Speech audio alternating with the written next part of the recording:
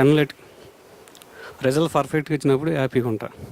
Okay, and perfect results. Thank you. My name is Giri, DVV Giri. I am I happy with new work environment. Work environment. Thank you. You need to smile when you're saying I feel happy. Otherwise, like, I feel happy when result. My name is D. Srinivas. I feel happy when my subordinates are functioning smoothly and there are no hiccups. Thank you. My name is P. Srinivas Rao. I am working QA. I feel happy when I am investigation overseas and deviation. Okay. Really, guys? Wow. Root cause analysis find out. Really? Okay. Thank you. Thank you. My name is Ganesh. I am from Quality Assurance. I feel happy when my family is happy. Thank you. Thank you. శుభోదయం. My name is Satyababu. I am working in QC. I am feeling happy with true conversations. Beautiful. Thank you. Good morning. I am Lakshman Babu, Maintenance Department. I feel happy when I learn new things about the technology or whatever around me. Thank you. My name is Krishna Mohan, Quality Control. Feels happy with doing of hard work. When doing proper work. Hard work. Hard work. Thank you. I am Marcy Sekar. I feel happy when I am working in company premises in my workplace. Thank you. I am C.S. Srinivas, working in production. I feel happy when I sufficient yield and results and total organized results also. Thank you. Hello, I am Sudhakar from Production Department. After reached the goals, that is production schedules, I feel very happy. Thank you. Yeah, this is Chandrasekhar. Hello. Yeah, I feel happy when I had some good food. Lovely. Thank you. I am Subbarao from QC. I feel happy as a trainer for my trainee chemists. Thank you. I am G. Babu, Quality Control. I have hard work and QC. Happy, when happy. My name is Prabhakar Rao. I am happy when I am reading the books. Reading books. Thank you. My name is Prasad. When in Quality Control Department, I learn new things whenever I am happy. Thank you. This is Uma Maheshwar Rao. I feel happy to learn any new things. Thank you. నా పేరు చిట్టిబాబు. నేను నాటకాలు చేస్తున్నందుకు హ్యాపీగా feel అవుతున్నాను. Thank you. I am Srinivas, warehouse. I have been happy. Continuous work. Continuous work. Thank you. I am MC Reddy. I am from QC. I will feel very happy today as I am here to learn something. Thank you. Hi, this is Nagaraj from CQA. I feel happy when I jog more and cycle more. Nice. Thank you. This is Brahmarao, Maintenance Department. I feel happy when I share my knowledge with others. Bit louder. When I share my knowledge with others and somebody shares their knowledge to me, I always feel happy. Sharing knowledge. Thank you. I am Krishna Prasad. I feel happy when my friends and colleagues are happy. Thank you. I am N. Purnachandra Rao. I feel happy when people are cheerful faces. Thank you. I am Lakshmi Narayana, Production Department. I feel happy my work. I feel happy my workplace. Thank you. My name is Venkat Subbarao in Production Department. I feel happy and the good teamwork. Thank you. My name is U. Mahesh. I feeling happy when working on Natco Pharma Limited Company. Thank you. My name is Madhusudan Rao, Production Department. When solving problem, I feel very happy. You feel happy when? When problem solving. Problem solving. Nice. You'll be very happy today. My name is Srinivas, QC Department. I am happy with my family and colleagues. Thank you. Pawan Kumar, Quality Control. I feel very happy when learn new things. Thank you. My name is Murli. I am working QC department. I feel very happy in working in NATCO. Thank you. I am Nalpol City, working in production. I feel happy, hard work, and new things learning. Thank you. I am Chandrasekhar Reddy from production department. I feel very happy when my workplace. My name is Tirupati Rao, working in quality assurance department. I feel when product manufacturing with realization. Thank you. I am Hari Prasad from production. I feel happy when I learn new things. Thank you. I am Anil Kumar in production department. మంచి yield తోటి good quality వస్తే నేను చాలా happy feel అవుతాను. Thank you. I am Srinivas. I will be happy when my surroundings are happy. A Sudhakar Reddy, I'm production. I feel happy and hard work. N. Srinivasrao, production. I feel with happy in production workplace. When? Workplace. Workplace. Thank you. Good morning, everybody. Myself Abdul Ghafoor, and I feel happy whenever my all activities at the end of the day it should be complete successfully. Thank you. I am George Unil, CQA. I feel happy when I learn new things and when I spend time with my daughter. I am Nazir, warehouse. I am very much happy when problems are solved. My name is GNV Suresh. I feel happy with hard work and learn new things. Thank you. I'm Linga Rao. I'm happy when my people are happy with me. Thank you. My name is Nancy. My children are all grown, so I'm happy when they all are back home again with me. Hi, my name is Swati Mittal. I'm from McKinsey, and I've been living away from my parents for the last 3 years, so I feel happy when I go back to Chandigarh, to my home.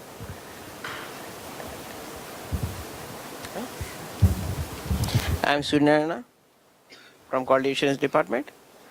I feel happy when my surrounding people are very happy. Thank you. Hi, I'm Chitriket. I'm also from the McKinsey team. I feel really happy when I go back and meet my school friends. Thank you. Everyone? Good. So, thank you. So many of you said, what makes you happy working here, being at the workplace, family, learning new things, working hard, solving problems, making others happy, learning to get results so that everything happens. So I am getting the sense that today is going to be a very happy day because we are going to learn new things. We are going to make you work hard and you can make us work hard also. You're already making us work hard. You can make us work harder. We are going to see results from learning new things. We are going to learn as a family. We are going to make others happy. Already we are making each other happy. We are already here. We are in a beautiful environment at the workplace, at NATCO. So today will be a very happy day as long as we have each other to make it happen. Can we do it? Level -1 that was. Can we do it? Yes. Can we have a happy day today? Yes. Happy day today? Yes. That's a 2. Happy day today? Yes. Happy day today? Yes. Beautiful. On that happy note. Thank you, everyone. Can you hear me? Thank you, everyone. So now, before we start, I'll just invite Dr. Rao to say a few words to kick off the session. Good morning. So, welcome to this program. This is a new type of training program for you. It's not a routine training program. Technical and some non-technical but motivated inspiration will be there in the training program. Please understand the concept of this training program and be clear and be bold. You are not going to a war. You came here to learn. Why? When we will come for learning? When we don't know, we have to learn. So don't feel shy. Interact with the trainers. Share your experiences. Learn more. And the most important thing for all of you is, please, you love your profession first. Because that is very, very important. If you love your job, if you love your profession, you can definitely grow in that profession. Most of you, probably as I know, most of you came to this field for a job. There is nothing wrong in it. But this job is slightly different from other jobs.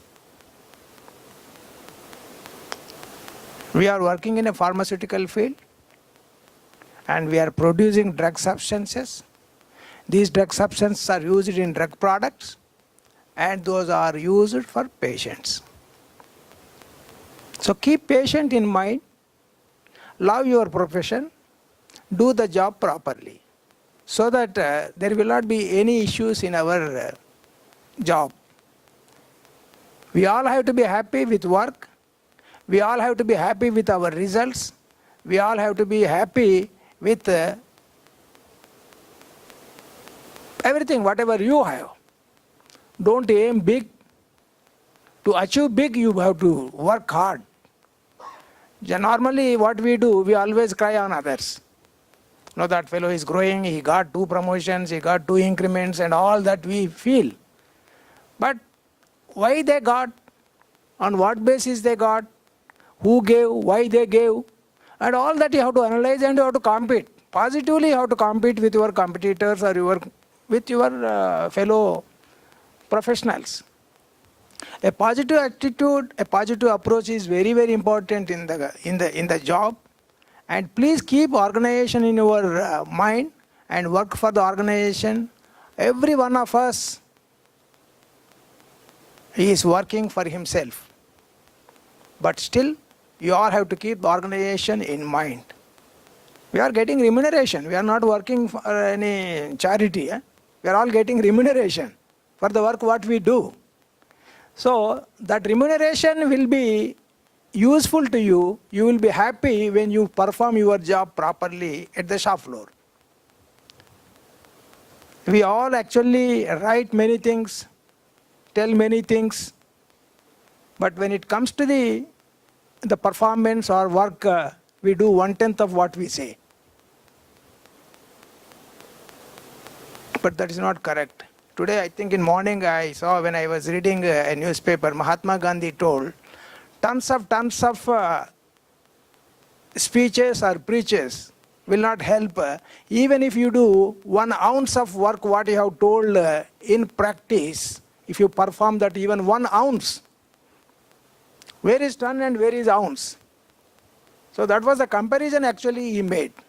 So especially everybody says Indians are very good preachers, but not doers. That's a problem actually in the country. You all have to agree with me. We always preach. We always ask somebody to do the job.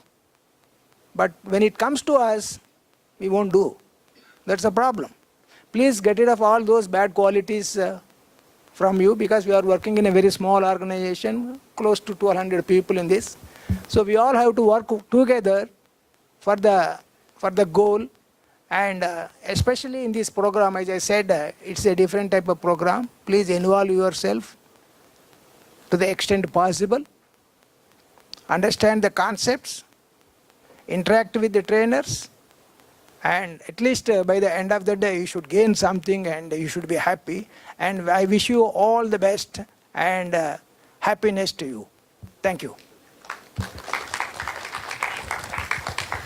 Thank you, Dr. Rao, for such inspiring words. Do we feel inspired to learn now? Yes. Only Sriram gets good responses, is it? Yes. We don't deserve good responses? Huh? Yes? Yes. Very good. So I'll just give a little bit of introduction before we start. So has everybody heard of Quest?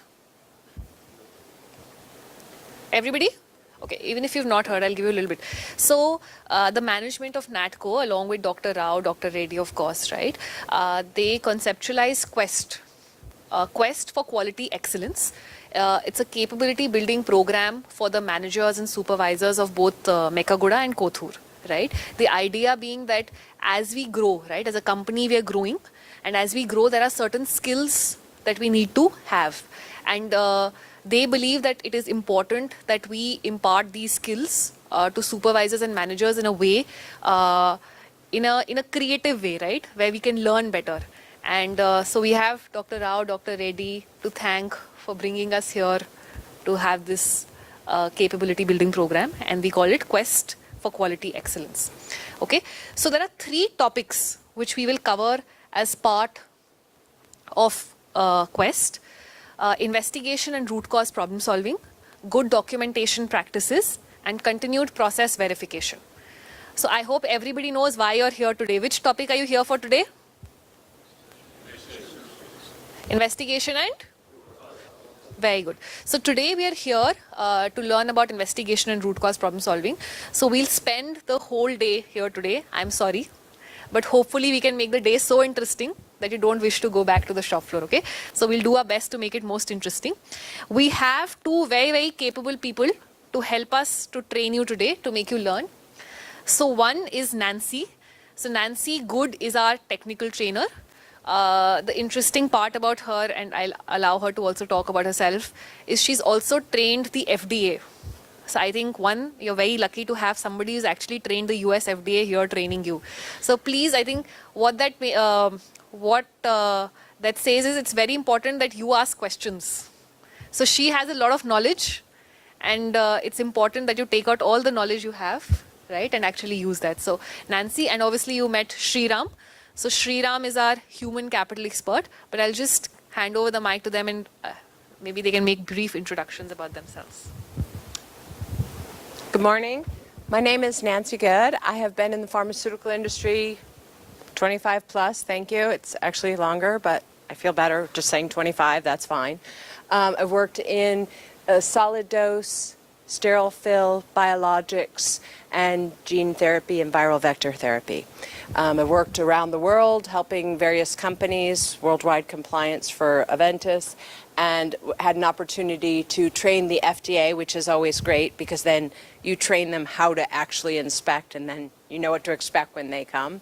I do a lot of training with PDA groups, joint groups, and for companies such as yourselves. It's going to be a long day. Hopefully you'll learn a lot. Feel free to ask me any questions. I do speak English fast sometimes, so if I'm going too fast or anything, please raise your hand. I'm here to impart knowledge on you, and so if I'm going too fast or you're missing anything, please ask. Okay? Thank you. I already introduced myself. I'm based in Chennai. I joined McKinsey in 2007 and been a long journey interacting with thousands of leaders. This is the 10th pharma company in India where I'm doing mindset and behavioral work. Although today the focus of the day is mostly technical skills. The one thing I'll say is every day is so precious. Who is certain that they're going to wake up tomorrow morning? No one, right? So today is going to be, and every day is about learning outer skills and the outer knowledge that's coming in from the world outside, and also outer progress, my promotion, my career, my competitor, etc. Equally, it is also about inner progress, right? And stretching your mind. And when the mind stretches, people below will automatically stretch, people above will automatically stretch. How many of you have children? Just a show of hands. So you know when your child has come and asked you or stretched their mind, you have grown. Yes? So if you can stretch your mind, the whole world above, below, side, left will shift. Yeah. So that is the opportunity today. When none of us knows we will wake up tomorrow morning, my world in the human capital and the mindset practice is stretching us continuously here, here, here, here, here. Yeah. So excited to stretch all of us today, and please stretch us. Thank you. Thank you, Sriram. Thank you, Nancy. Okay, so to start us off, we have a little interesting game, and I will allow Chitrake to use the game. Have all of you got that little thing which has A, 1A, B? All of you have it? Okay, so we'll play an interesting game with it, and Chitraket will introduce us to the game. Good morning, everyone. Been a wonderful start. Inspired to learn. I think a lot of you said that learning something new, solving problems gives you a lot of happiness, right? So let's learn something new in a different way. మనలో ఎంతమంది కౌన్ బనేగా కరోడ్పతి చూసారు? Good. So you're learning in a fun way, right? While watching KBC. What are the lifelines in KBC? Phone a friend, okay. 50-50. Audience poll. So we'll do something like that today. Okay? Everyone has this? You can speak your mind without saying anything. You just have to press a button. Okay? So you will see questions coming up. Ipudu. There'll be 2 or 5 options in each question. And if it's A, you just have to press A. There'll be a small yellow light that will come on top. Okay? If it's B, you press B. If it's C, you press C. And so on. Clear? Rules are simple. ఎవరేం మాట్లాడక్కర్లేదు, హ్యాపీగా రాసుకోవచ్చు అంటే వచ్చేయచ్చు answer. All good? Start చేద్దామా? So we'll start with some very basic question like warm up. Okay? And then we'll go on to something new. Something which you wouldn't have known earlier, right? Simple question. So when Pratik gives a hands up, we start. Okay? So there will be a timer, a 15-second timer on the top right. When that starts, your time starts. When that ends, your time ends. Okay, so just watch out for that timer in every question. Okay? So your timer is going to start in 3, 2, 1, start.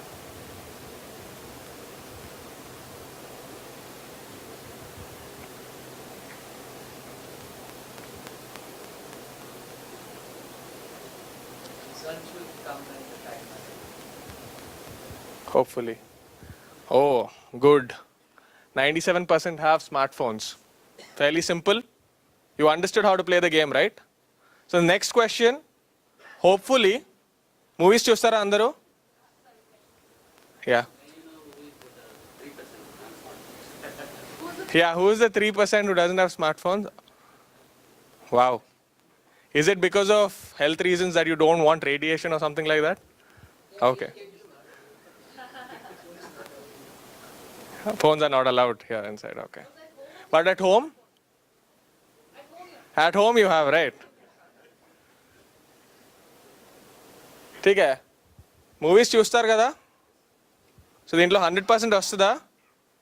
వస్తుందా రాదా? వస్తుందా? Let's see.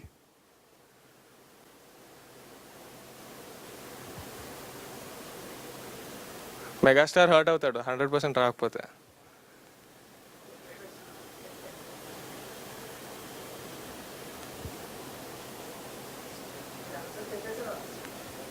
అది వచ్చేస్తుంది, తట్టుకోలేకపోతున్నారు excitement.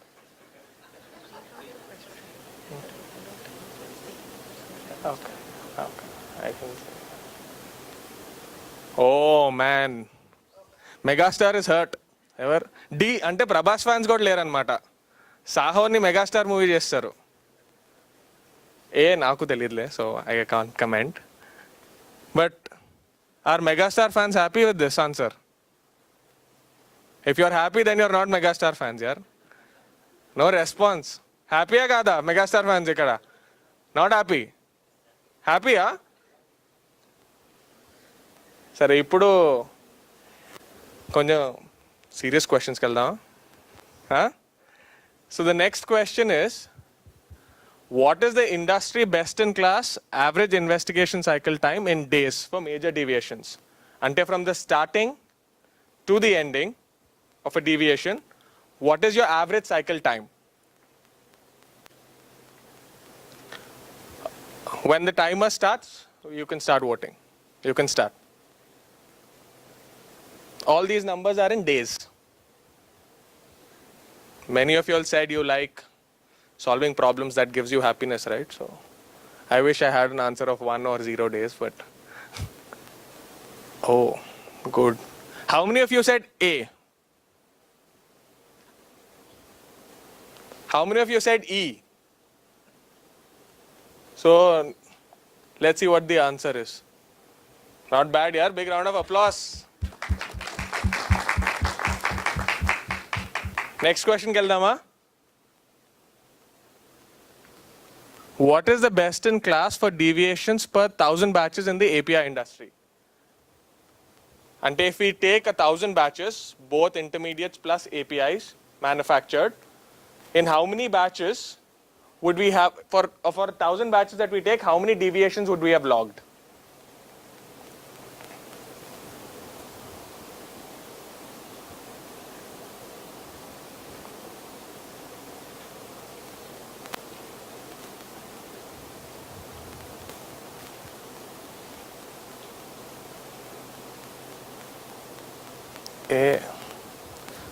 Interestingly, that's the smallest number, kada?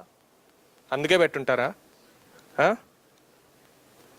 Let's see what the answer is. 89, which is also interestingly the largest number. Right? So is it something new? Are you learning something new? Shriram 10 appudu yes annaru. Nenu adiginappudu -10 lo cheptunnaru. Are you learning something new? What is the industry best in class for the percentages of repeated deviations? Repeat deviations tells kada andarki. If I take a percentage of that, 100 deviations low, if I take the number of repeat deviations and make it as a percentage, what will that number be?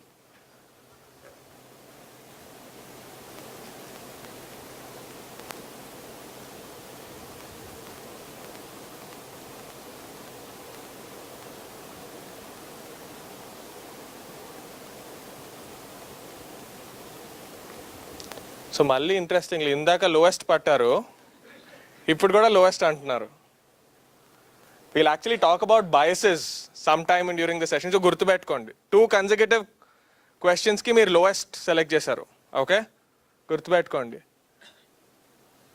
7% is the answer. So it's right, but ideally ఎంత ఉండాలి?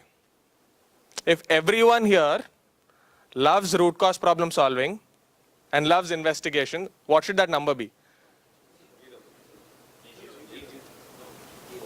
వినబడట్లేదు. 0 కరెక్టే. What should that number be?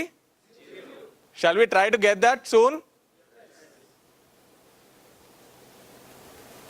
What is the industry best in class for invalid OS percentage? ఇప్పుడు కూడా lowest వెళ్తారా? Everybody knows invalid OS, no? Invalid overs అంటే తెలుసు కదా అందరికి.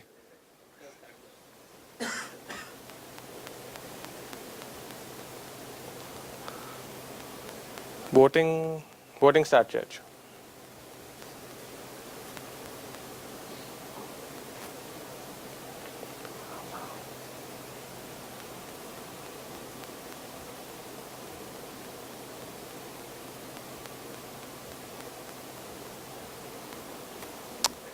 Lowest person, yeah.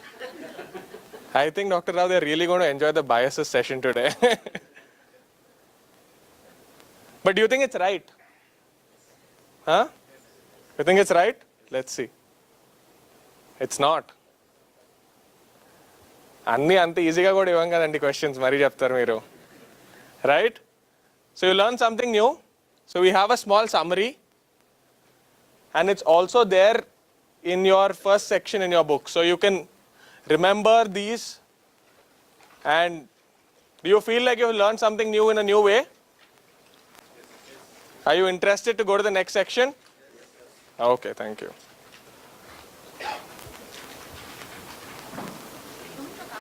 Cycle time, 22 days. Some of you said, I saw a lot of you say 45. For a major investigation, as many of you might know, for example, where you have to do an identification of an organism, you're going to go past 30 days. I mean, we target 30 days, but... Can everybody in the end hear us clearly? Hello? Can you hear me now? Better? Please raise your hand. Can you hear me? Okay, so when you have, this is an average cycle time, here 22 days, but when you have critical deviations or ones where you have to get an identification and there's a lot of things involved, more importantly than cycle time is to have a quality investigation. If you get it done in 30 days, but it, which is the target, now it works. Wow. Okay. The target obviously is 30 days, right? Everybody targets to get investigations done in 30 days, but the target should be to get it done accurately, to do a quality investigation, to really get the root cause. Okay? The intent is to do a good investigation, not to just get it done on time. I'm going to give an example.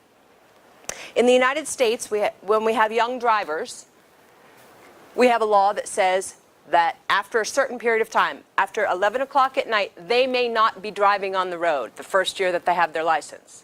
They have to be off the road by 11 p.m. Okay. The intent of that is that it would be safer. We would have fewer deaths because children shouldn't be on the road, they're new drivers, etc. So I'll give you an example of not understanding the intent. I have 2 daughters. I have 4 children, 2 boys, 2 girls. One of the daughters, when she had her license, it was going to be 11 o'clock, and it was a rainy night. And when she was driving, all the lights were red. And she came home, but she came home after 11 o'clock because she drove slowly and carefully. And I said, and so it's not black and white. It's not, okay, you weren't home at 11. The intent was get home safely. My other daughter, years later, said, I drove as fast as I could. But it was raining and it was like, and I didn't stop very much, and I thought, this is not the intent, right? You've missed the idea. So while we want you to have good investigations, if they take 22 days, if they take 30 days, more importantly is that they are good quality investigations. We're going to talk about what makes a good investigation. In addition, you need to understand that the FDA and a lot of regulators are leaning towards it shouldn't take you 30 days to do a minor investigation, right? If it's minor, but here's what happens. I'm sure it doesn't happen here. You wait. It's minor. I don't need to worry about it. You wait till the last day, the 29th day, and then you do it very quickly, right? Because you have to get it done in 30 days. That's not what they want. They want to see you moving those minor investigations quicker through the system and then targeting 30 days target for the major or the more difficult investigations. But more importantly, if you go over that time frame, more important is that you have a good investigation. We're going to talk about this, best-in-class deviations. Deviations are the thing about the FDA and all the regulatory agencies. All of you had children? Most of you have children? If you don't, let me tell you something about children. They make mistakes. Okay? It's just what they do. People make mistakes. When your children make a mistake, do you scold them? No. You know they're children. They learn from their mistakes. And sometimes as parents, we have to actually let them make a mistake because we know they'll learn from this. And so it's the same thing. It's not how many times you fall, it's how many times you get up. Okay? And with the FDA and all the regulators, they don't think you're never going to have a deviation. Okay, that's not the expectation. They know you will have deviations and it's okay. They understand you're going to have deviations. What they want to know is that when you had a deviation, did you investigate it properly? Did you find the root cause? And then did you put something in place, some sort of corrective action, preventative action, so it doesn't happen again, right? When our children make mistakes the first time, go, okay, did you learn from your mistake? That's okay. When they make the same mistake again, we're not as happy with them, are we? We're like, really? You didn't learn that last time? I thought we already learned this. So we want to learn. And sometimes when we do an investigation, we'll put a corrective action in place. However, we didn't actually get to the root cause. So when we put a corrective action or a preventative action in place, and it happened again, guess what? It wasn't a preventative action because it happened again. So we obviously didn't solve it correctly. So when we get those repeat deviations, we want to look at those and go, okay, why did it happen again? I thought we solved this. Obviously we didn't. Okay, we need to take a look at that. And that's where these repeat comes up. I don't think you need to worry about, don't target to have 0 deviations. That's not realistic. Target however many deviations you have, they're good deviations. Okay, they're well written and you got to the root cause. Repeat deviations, target not to have a lot of repeat deviations. Sometimes something happens just once and you don't have enough information to really figure it out. But you do the best you can. If it happens again, you need to gather further information and try to resolve it. Best in class. This is terrible, right? Invalid OOS. You know, in the laboratory you have phase 1 and phase 2, right? Phase 1 means basically laboratory errors, analyst error, okay? And what does the OOS guidance say? Laboratory errors shall be rare. 37% is not rare. Basically 1 out of every 3 or 4 laboratory OOSs is because there was a mistake in the lab, and that's the responsibility of the managers of the lab to be looking at your phase 1, okay, your phase 1 OOSs, where it turns out it was a laboratory error. It wasn't actually a valid OOS. You didn't go into manufacturing. So if you're getting a high number, you should really look at those numbers. You should be, and that's the expectation. If you look at the guidance documents, the expectation is that the heads of the laboratories are looking at those analyst errors. Why are the analysts making errors? We're counting on them, right? That's how we're doing all our testing and releasing. We need that information to be accurate, and we need to know that they're skilled. So you guys that are, I heard there was a lot of people when we were doing the announcing, a lot of QA, QC people, should be looking in your labs and taking a look at what is your phase 1 type investigations. Okay, so recap quiz. Oops, sorry. Where'd we go? Okay, what are your expectations? You know what? To save time, if you want to just shout out some of your expectations, we don't need, there's a book, you can certainly welcome to write them down, but are there specific things that you want to walk away from this session with information? Let's just tell me. If you have no expectations, that makes my job easy, but I think you must have some. Anyone?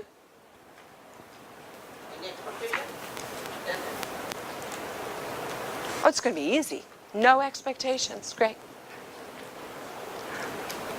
None. 0 expectations. Yes, tell me one. What do you want to learn? What I learn is learning to juniors. Learning to? What I learn is learning to juniors. He wants to train juniors whatever he learns. Okay, so he wants to get some information from here and then pass it on to his team. Good. Anybody else?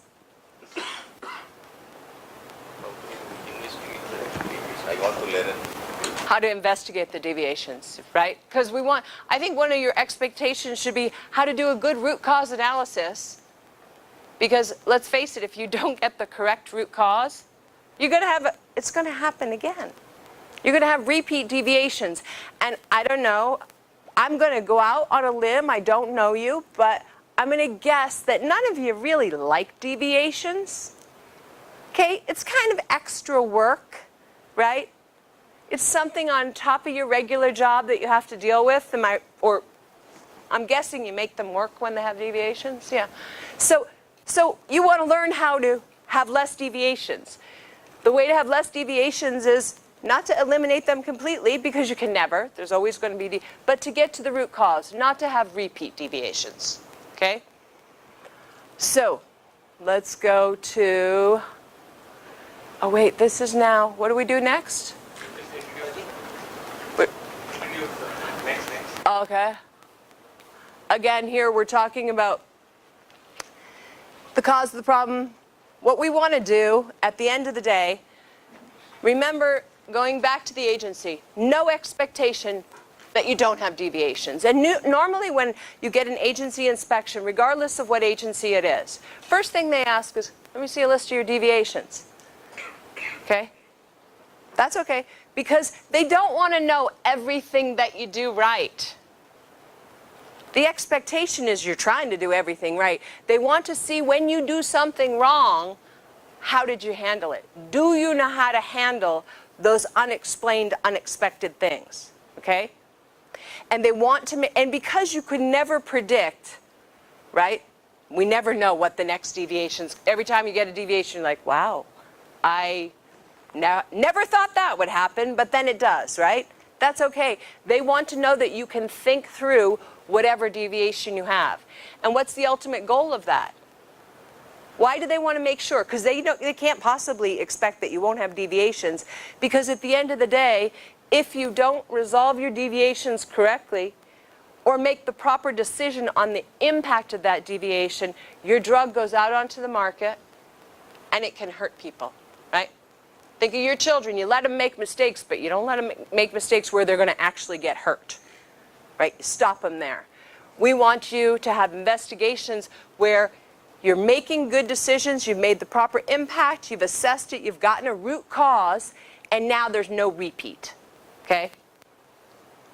So, and that's all the agencies I've dealt with. The Regarims Presidium, which is the German agencies, Health Canada, the Anvisa, which is Brazilian agencies, agencies from all over South America, FDA, CBER, CEDAR, Team Biologics, it's all the same. They're basically wanting to make sure that you're making the right assessments. If there's a problem, you're getting to the root cause and solving it. There's no expectation that everything is perfect all the time. In fact, I have been to places where the environmental monitoring and the personnel monitoring that you're doing, it's all perfect. You know what? This makes them question you far more than anything else. Really, you're perfect, all of you? Never have anything wrong? When we see zeros across the board, I don't believe it for a minute, okay?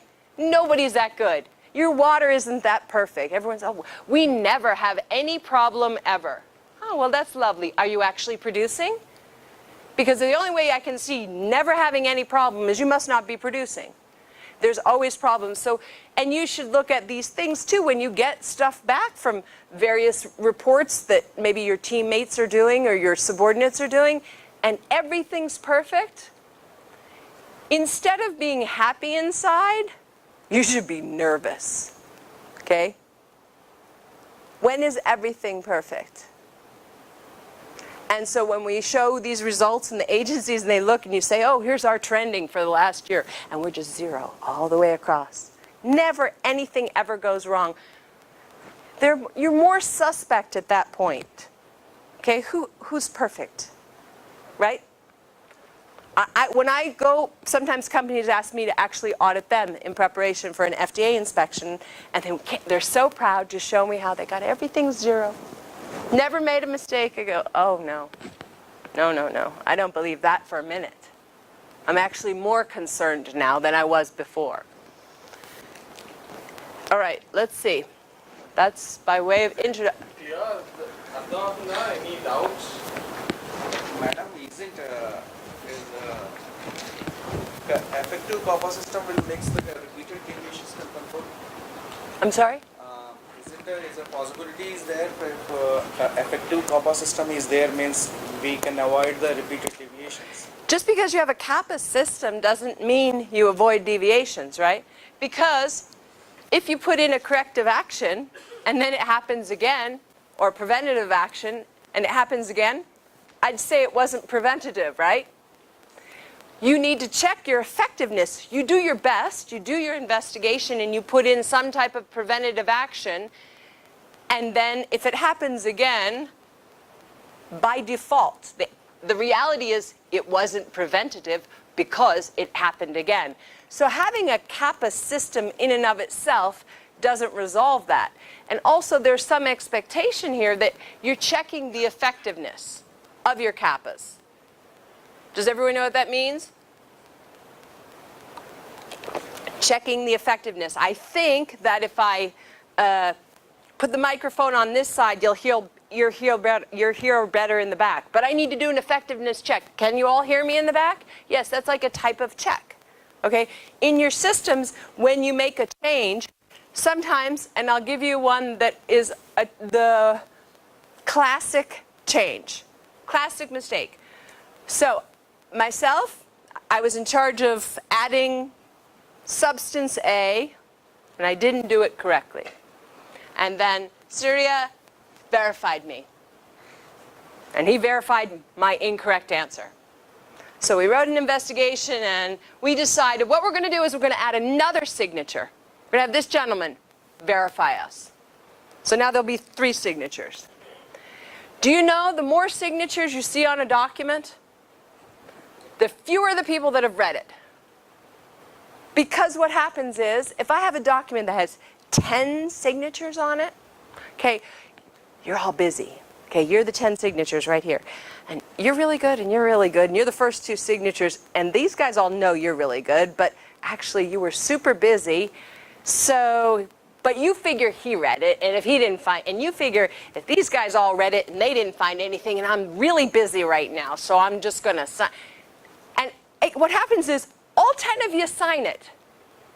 None of you have read it. And this has actually happened. I had one document, I was at a site, and it was a validation document for a new water system. And in the heading, in the big heading at top, validation was spelled incorrectly. It was the biggest word on the page. It looked like a Polish word or something. It was like, I don't know.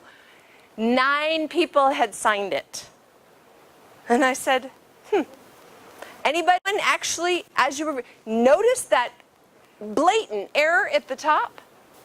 None of them did. Could you know it? And then I went around and I asked them very simple questions. Did we use 316 stainless steel? Yeah? What type of diaphragms did we put in the, the wash area? Triclover valves? Something? Very simple questions that they should have known. No one could answer the question. So when you start to see corrective actions where we'll just have another person sign, and anytime you see a document that has an infinite number of signatures on it, you should question really is that really working? That's really not a way to correct something. That's not getting to the root causes. Oh, we'll just have another person check it. Pretty soon, you can have everybody in the entire plant check it. It won't be very effective for your operations, right? Need you to look. So here, again, we see the trends, right? For 483s. So just for the benefit of those people who maybe just missed it, right? Definition law, FDA or agency వచ్చినప్పుడు వాళ్ళ intention ఏంటి? They want to see మన process లో mistakes చేసామా కాదా అని కాదు. Mistakes అందరూ చేస్తారు. ఒకవేళ మిస్టేక్ వచ్చినప్పుడు is the organization able to take correct decisions?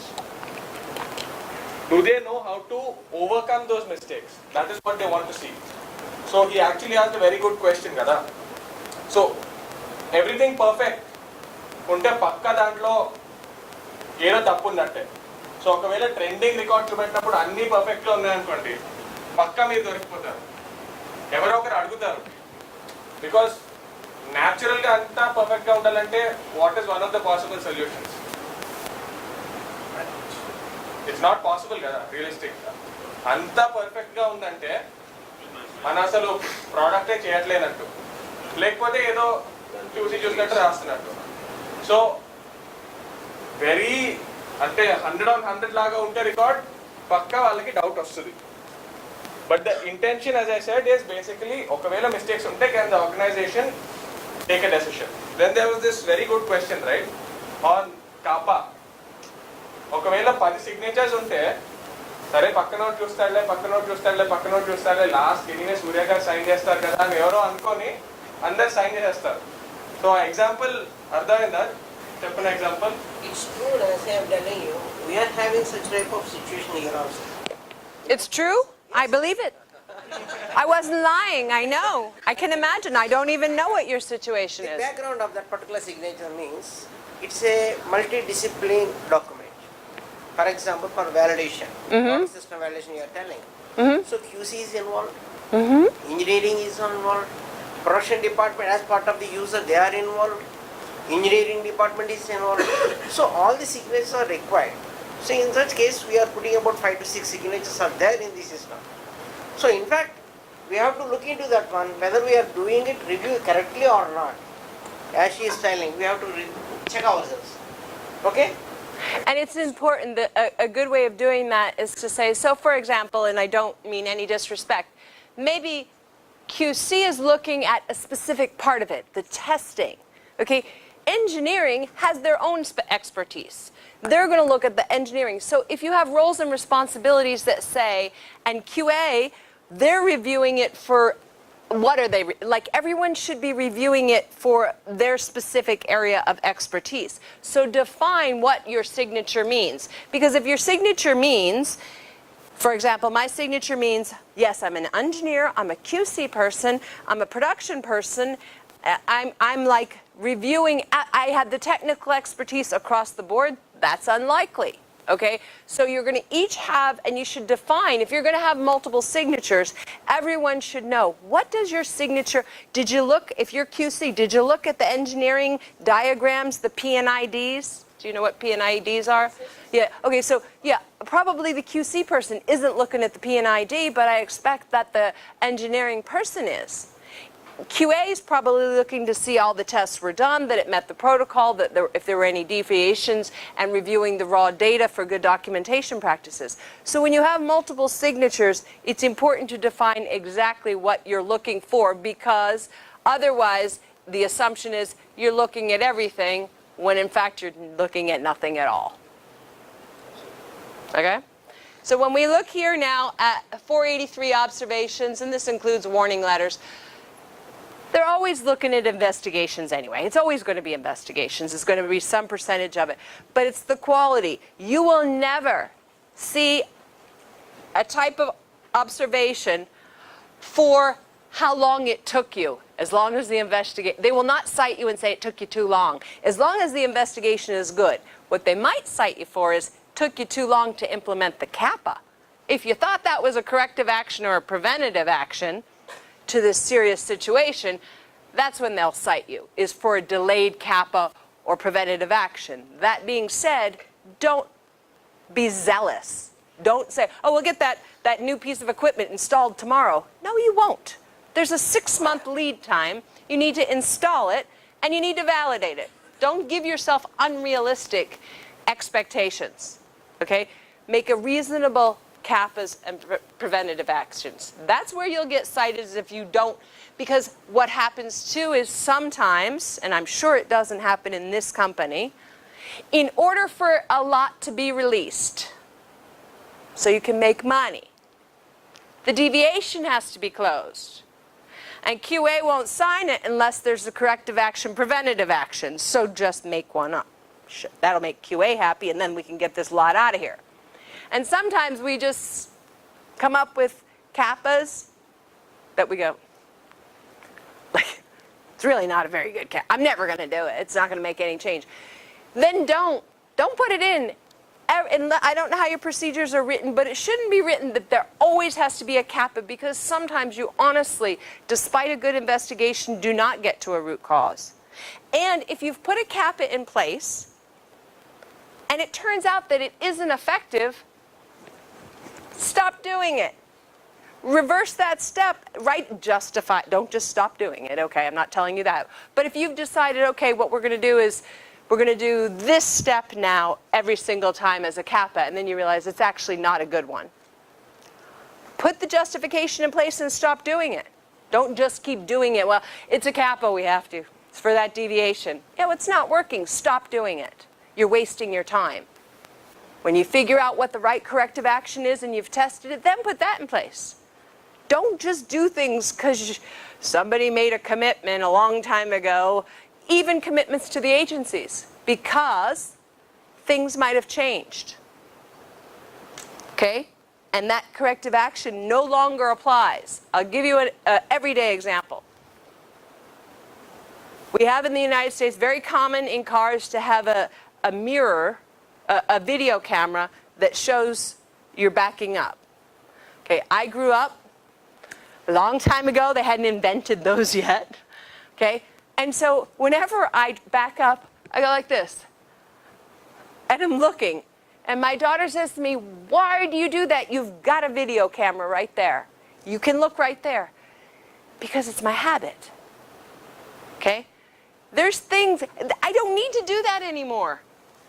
Technology has solved my problem. Okay? But I'm still doing it. What are the things that you do? If I ask you why you're doing this, sometimes you know what your answer is going to be? We've always done it this way. It's how we've always done it. Yeah, but do you, question yourself. Do you still need to do it? Because maybe you don't. Maybe stop turning around when you're backing up. Okay? You've got a video camera now. Your technology has improved. So take a look at those things that you're doing that might be inefficient and look at what you have in place now and question yourself. They're always going to look at the deviations. Again, they want to just make sure you know what you're doing. So it's not a big surprise. That number's always going to be around 20%. Again, you won't get a hit for how long it takes. They will not cite you for that. If your procedure says do it in 30 days, I'm sure your procedure also says if you need to extend it, extend it. Take however long it takes to do it right. But then they expect that you do it right. You see here, quality of investigations, not timeliness. They're not going to cite you for that. Okay? All right, so this is basically what we're going to do. It's 5 steps. Actually, we're going to do 6 with you guys. But with your supervisors the last 2 days, basically this identification and recording, these are the 6 steps, right? Initial impact, an assessment and classification, that's primarily QA's job. Investigation and data analysis, that's everybody's job. Root cause problem solving, everybody's job. CAPA, everybody's job. And then you guys, you're the management. You need to be looking at the metrics. How are we doing? You got to be measuring the right things to know if you're doing a good job. Right? How are your CAPAs working? A lot of people say, well, how many investigations did we open? We only opened 2 this month. That isn't necessarily good. If people are hiding, I don't want to have a lot of investigations. No, investigations aren't bad. They're work, but they improve you. Okay? Just like your children. Do you want them to hide their mistakes from you? No. I tell my kids, no matter what the truth is, okay, it won't be as bad as if you lie to me about the truth. Then I'll be really mad. If you tell me the truth, I can deal with it. So when your people bring you problems, and that's where they go, the problems come up, the best thing is, thank you. Tell the people, thanks for bringing this to me, because every time they bring you a problem, that's an opportunity for you to improve your process. Okay? You need to look at it like that. If you come out and wow, we never have any problems, and then suddenly you get audited and there's all kinds of problems, you're going to be mad. How come nobody told me? They were afraid to tell you? I hope they're not afraid to tell you when they have investigations. Investigations are part of pharmaceutical world. They're part of life. Okay? So this is the overview of what we're going to do. We're going to break out each part. And how are we doing? Give me a time. We're good? You all can read this. It's in your book. I'm not going to read to you. I'm assuming you all can read. We'll just jump to the actual work, if that's okay. Okay. Before I go, I'll be back. We're going to interact in between. Any questions so far on that introduction? No? Okay. Do you have a question? Yeah, here's the question. Yes. Data collection, how many lots will be collected for infected? For data collection, what? Yeah, data collection. Every month. In data collection scale, Yeah. how many lots will be considered for impact assessment? How many lots, Lots. should you consider for impact We're assessment? going to talk about that. It's very important how many lots you need to look, and there's actually Yes. a regulation that tells you you have to look at however many lots will potentially impact. We're going to talk about this, and this is where a lot of people get in trouble. We expand. This is a whole section. There's a section on this later, Yeah. and we cover it. It's a good question, and it's an important question, but I think it would be better if we wait until we get to it. Lovely. This is a session called Foundations for Quest. There are no slides. Foundations must be simple.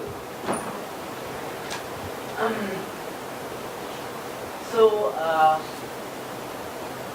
why are you here? Learning something. Why learn? So there's how many of you have heard of this gentleman called Simon Sinek? Anyone heard or seen a video? I want to present just two big ideas to you as part of foundations for learning. The first idea is called the golden circle. The golden circle. You can look it up. There's a beautiful talk on TED and YouTube that you can see this. The golden circle is how every leader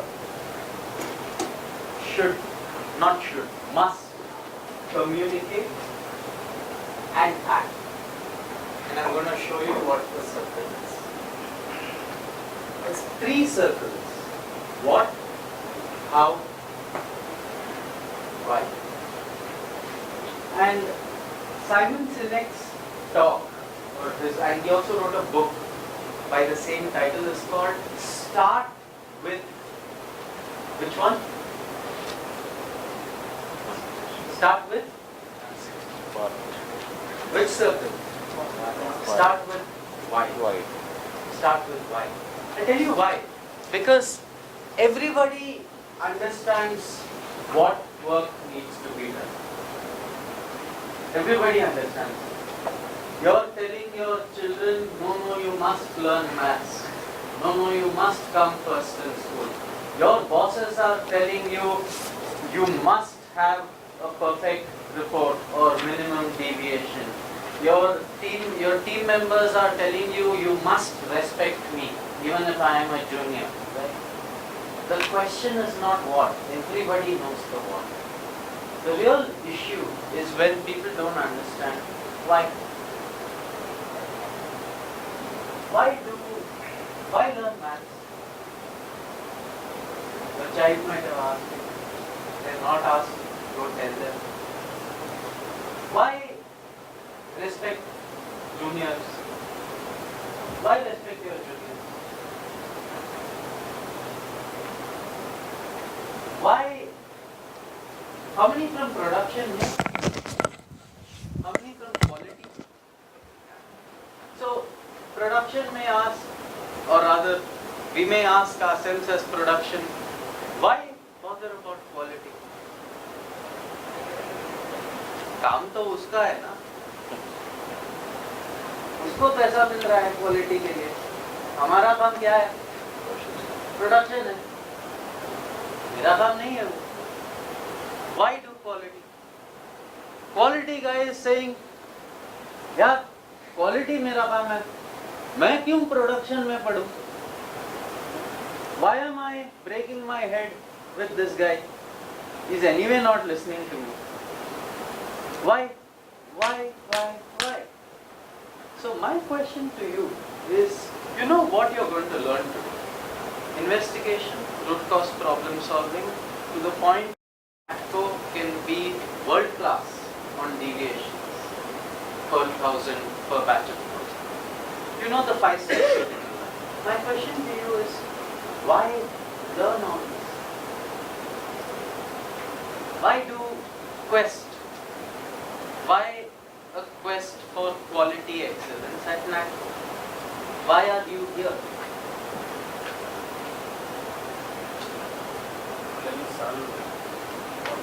Okay, to solve problems. To solve problems. Sriram. Yeah? Oh, yeah.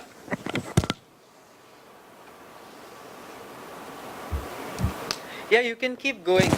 Sorry, I didn't have the mic. I hope the people at the back row heard everything I said. Huh, sorry? Yeah, so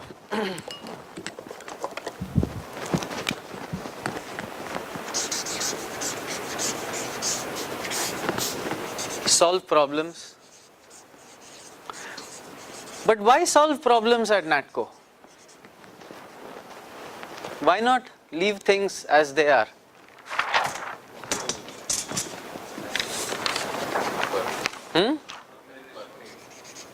What is the need?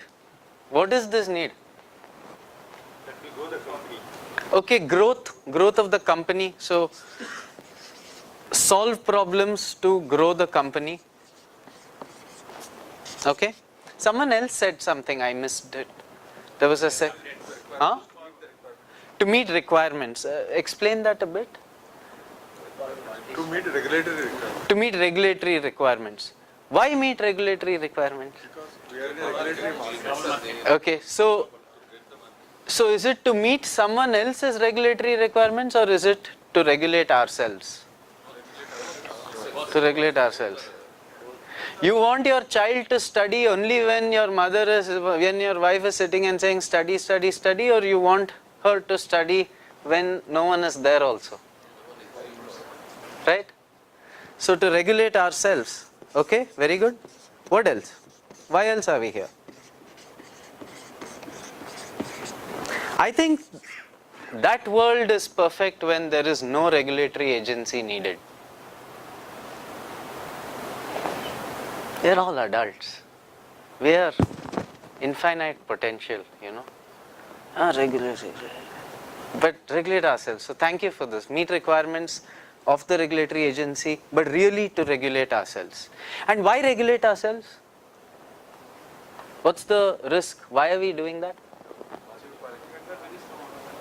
Why achieve quality? Why is it so important to you? Yeah, so what's the why? To save lives. To save lives.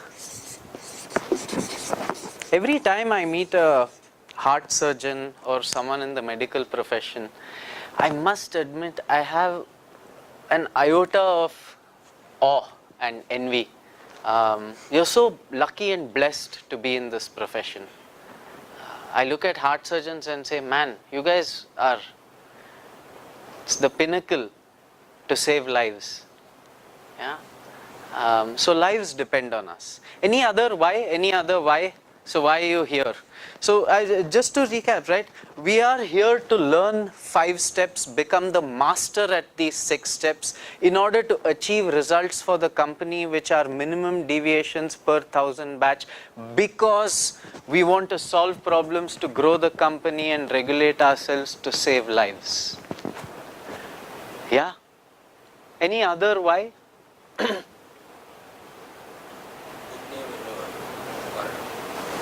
Name in world. Good name in world, okay. So great brand, world-class brand. World-class brand. Okay, lovely. Paka? This is why we are here?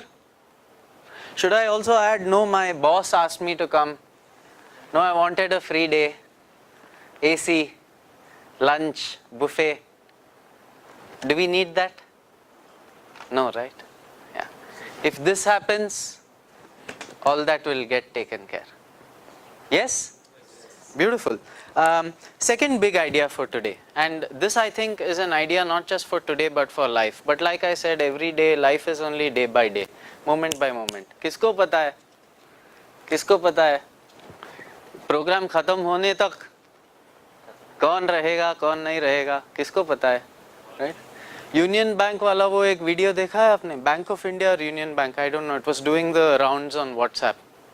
There was a meeting, it was a retirement celebration meeting for a gentleman who had spent about 25 years in the bank, and his loved ones, family and colleagues had come into the meeting room at the bank to celebrate.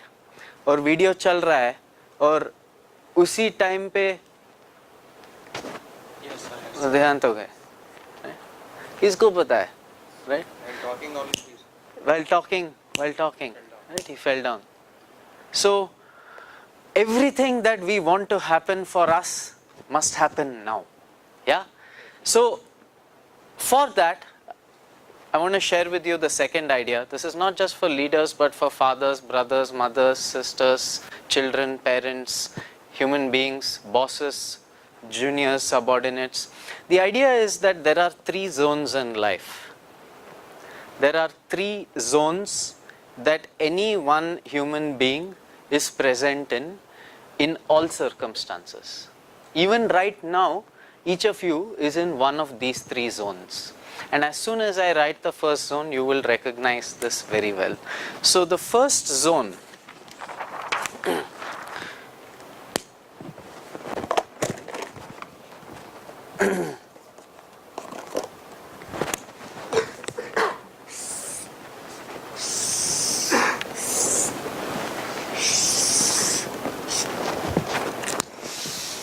the first zone is a zone called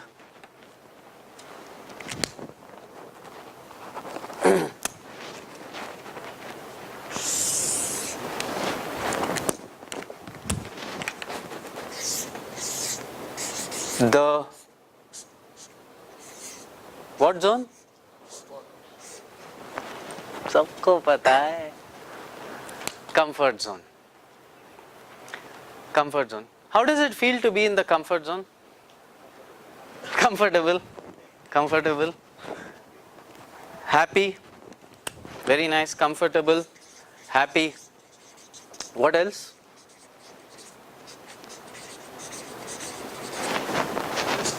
Risk free. What else? Enjoying. Joy. What else? Huh? Peace. Peace means no tension. अरे काय को tension लेता है? No tension. Then what else? How does it feel to be in comfort zone? Some of you are there right now. No responsibility. No responsibility. Maybe some of us have been here for many months together, many years. How else? Any others? How else does it feel to be in the comfort zone?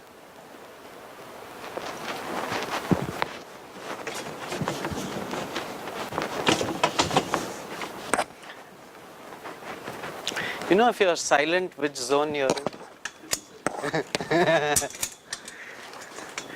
Okay, good. So if I ask you, thought experiment, if I ask you to come with me to the edge of the comfort zone and step out, how does it feel to step out of the comfort zone? How does it feel to step out of this zone? Beautiful. Discomfort. What else? Tension. Responsibility. What else? Huh? Risk. More risk. Yeah, beautiful. More risk. Go on. You're giving me good responses. Fear. Yes. Fabulous. Fabulous. Fear. What else?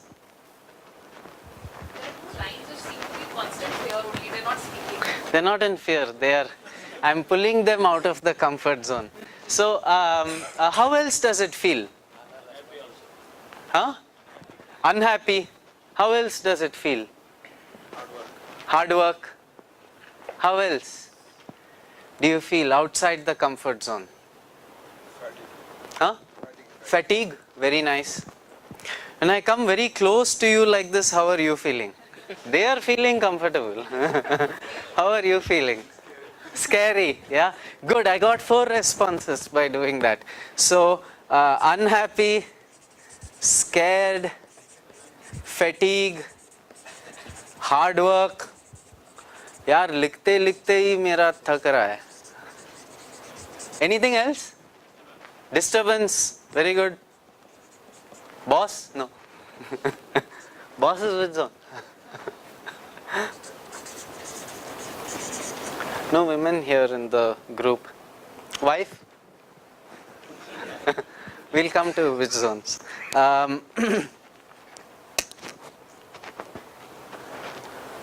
Everyone understands Hindi? Anyone who does not?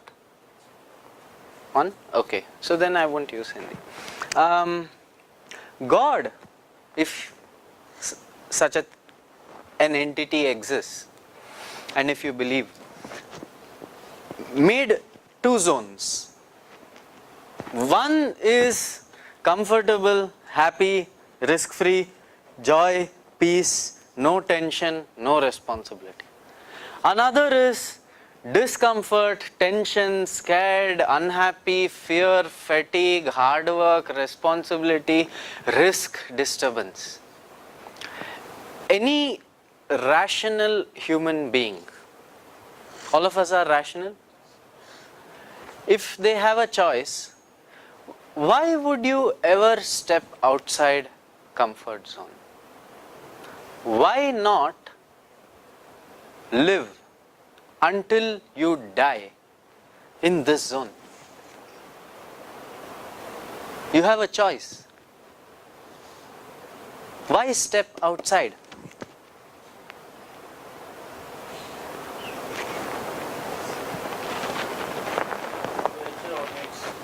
To achieve our needs.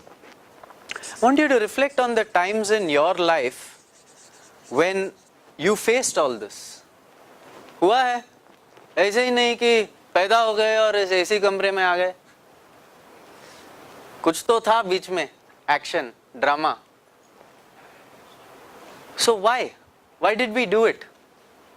Why step out? Challenge. Lovely, learn new things, growth. What else? Huh? Enjoy. Enjoy.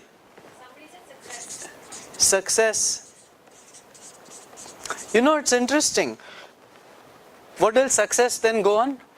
Give me more. Huh?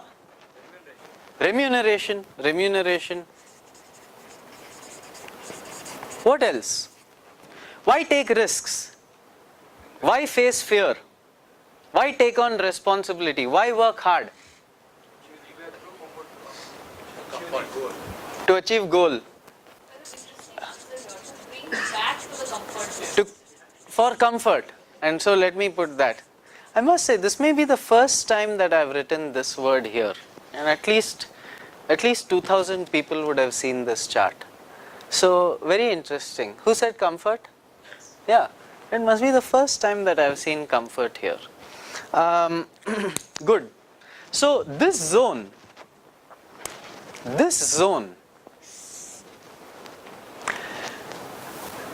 is not called fear zone or discomfort zone or tension zone. You know what this zone is called? It's called the learning zone. So this is the second zone that as a human being, every second of your life, you have a choice to be in. The learning zone. And I'm going to make a statement right now, which if you forget me, it's okay. If you forget this room, it's okay. But if you have to walk out at least from what we are sharing with one truth, I'm about to make that statement. Yeah, and I want you to pay close attention, because when I see you back in November, we have a second program, I will ask you what this statement is, because it is so crucial to your life, love and happiness. And the statement is as follows. Ready? In learning zone or comfort zone? Okay, so pay close attention. Growth happens only outside the comfort zone. Growth happens only outside the comfort zone. Growth happens only in the learning zone. Which is the most important word in this, you think? Can you repeat the statement back first to me? Growth happens only outside the comfort zone. Growth happens only outside the comfort zone. Feels uncomfortable even to say that, right? Right? So second time, growth happens only outside the comfort zone. I want you to turn to the person next to you. So if you're in first row, turn to the second row, third row, turn to the fourth row. I want you to turn to them, look them in the eye and say, growth happens only outside the comfort zone. Do that. Can you do that quickly? Turn to your partner. To your partner. Partner. Turn to the partner. Turn to the partner. Turn. Outside the comfort zone. Yeah. It's so hard to be uncomfortable even to complete this exercise. Right? So, which is the most important word here? Outside, growth, comfort, learning. You know, to me, the most important word personally, वो तो है भी नहीं. Growth happens only outside the comfort zone. To me, the most important word in this is only. Think about it for a moment. I am not saying growth यहाँ भी होगा और अगर आप comfort zone में रहेंगे, उसमें भी थोड़ा growth होगा आपका. I am saying growth happens only here, which means zero growth happens here. Is that true? Yes. Please challenge me, because challenges are in the learning zone. So today when Nancy and I are teaching you, we invite you to, because in a way, as we are teaching you, we are learning about you. And we are pulling what you already know from you. ऐसा कुछ नहीं है जो इंसान को पता नहीं है. सब पता है हमको, बस भूल गए हैं. Right? So please challenge. Everyone agrees? Yes. Yeah? Okay. There's a last zone.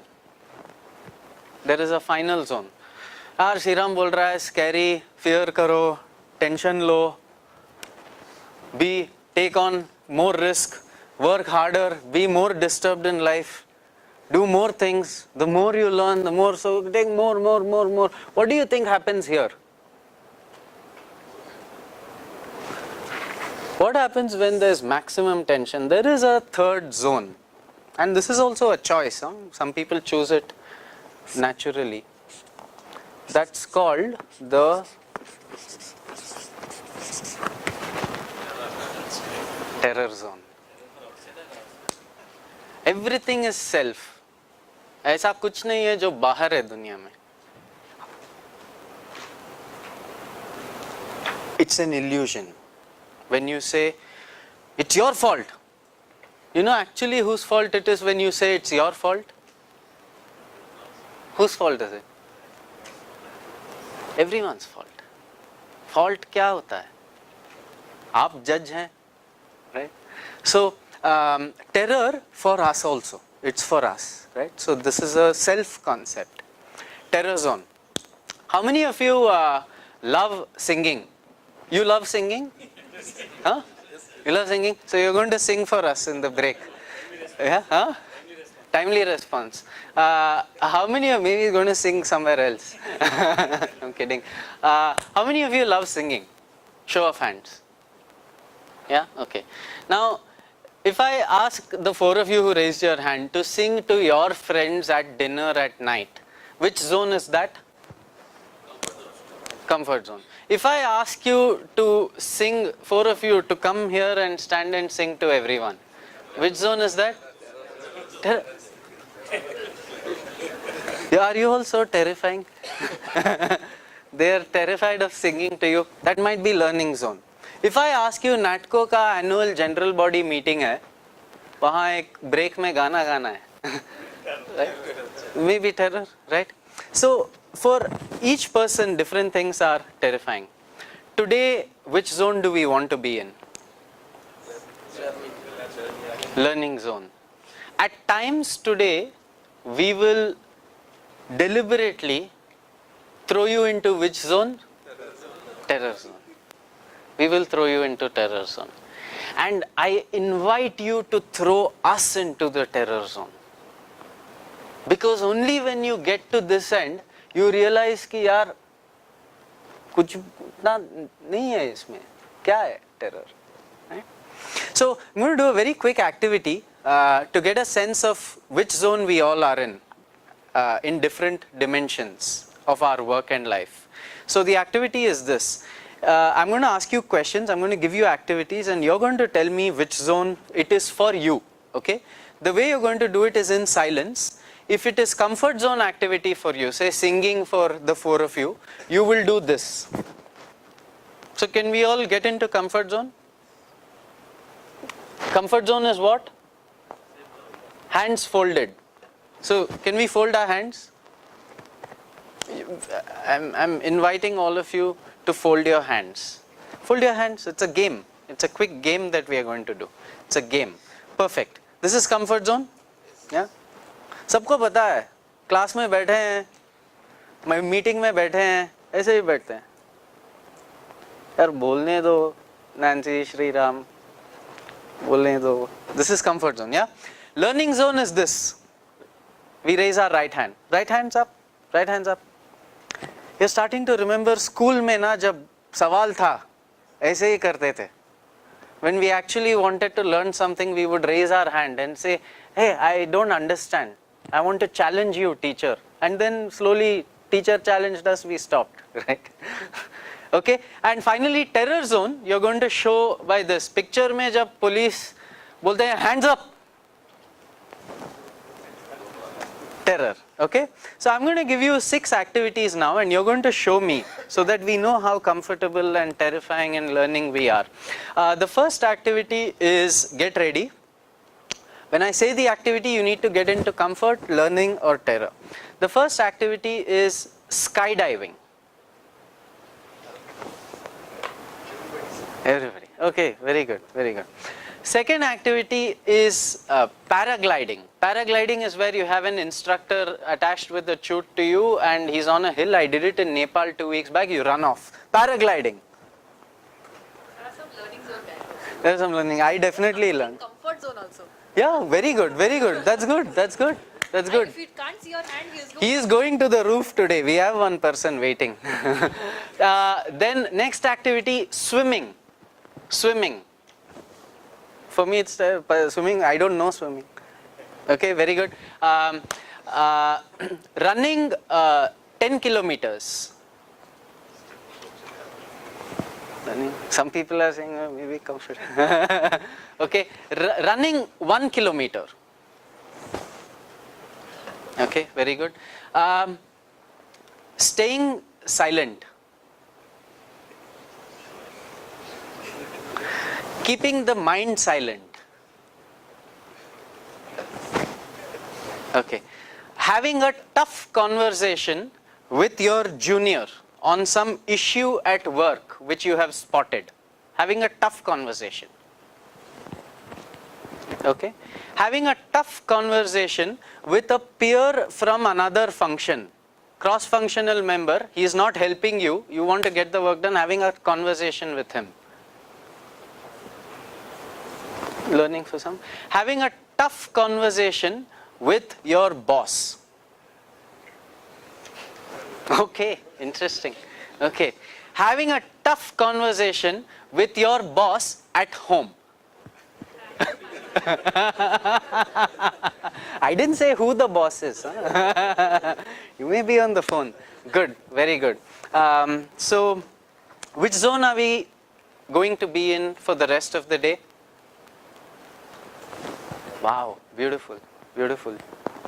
Okay. I want to close with just one activity to get all of you up on your feet. And the idea is this, that today we want to challenge you. Yeah, we want to challenge you, give you ideas. Ideas are simple. Always the best ideas are simple. Yeah. But we want to put each other in challenges, because challenges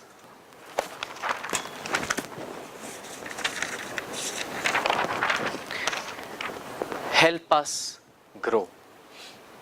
Without challenge, there is no growth. Like you said, learning zone has challenges. Yeah. So I want to request us to do a very quick pair share. You know, when the supervisors came on day one, I asked them, they were not, initially they were not speaking much, and then the energy went up really high. So you have a big sort of competition. The energy was maximum yesterday by the end of the day.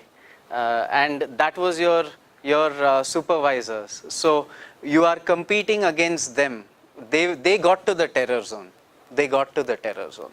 So the challenge is to you to match them. But when I asked them, how many of you have come from backgrounds that were low income or poor, or you would say a lower middle class economic background? How many of you were born into such families? Yeah. So this concept really, although we remember it now, is not new to us. We have gone through challenges. We know that when you become uncomfortable, you grow, because we have gone through it. Right? And every one of you has gone through this. That's why you're sitting here. And many of your peers are not sitting here. Yeah? So I want you all to, I'm going to ask you to stand up, just face the partner next to you and share with them one challenge that you faced in life, one time when you were outside comfort zone. And I want you to test my concept. मेरा तो बस ये ऐसा एक teacher आके कुछ बोल के जाने का काम नहीं है. I want you to check it. यार जब मैं comfort zone के बाहर था उस time, did I actually learn? या श्रीराम बकरा है. Yeah. So can I request all of you now to stand up? Stand up. We're going to do a quick interaction and then move into the rest of the content. So stand up. You can keep your stuff on the chair, on the table, but keep it on the, the table, not the chair, because chair aisa ulta ho jata hai. And then face the person next to you. Face the person next to you. Yeah, face them, face them. You can be nice to them, you can shake their hand and say hello, welcome to Learning Zone. Boliye, welcome to Learning Zone. Welcome them, welcome to Learning Zone. And now I want you to share, reflect in your life one challenge that you faced and what did you learn? Did you actually grow? Did you actually grow? So just have that sharing. One challenge, it could be at life, it could be at work. I'll share one challenge since all of you have stood up, I must go first. I'll share one challenge. For me, my challenge was, most recent challenge was getting married last year. Getting married last year because my then girlfriend and now wife and me, both of us, we didn't really believe in this idea of, oh, you need to be married, society, blah, blah. But then some difficult moments happened with one of our, we lost someone in the family. And we then realized that, like I said, you know, that kuch certain nahi hai, right? So maybe we don't want it, but if others want it and nothing is certain, then may as well do it, right? So it was a very, and we decided to get married in 3 weeks. So sub terror zone mein aa gaye. right? Because we went for dinner and we came back home and said, माँ पा चलो आप 3 साल से हमारे पीछे पड़े हैं, अब 3 हफ्ते में हमारा शादी हो रहा है. Right, so that was a real learning zone and terror zone for me. What did I learn? I learned, number one, that दुनिया में कुछ भी नहीं होता है अकेले. अकेले कुछ भी नहीं होता है. 3 हफ्ते में वो जो शादी हुआ, मतलब भगवान का मैजिक है वो.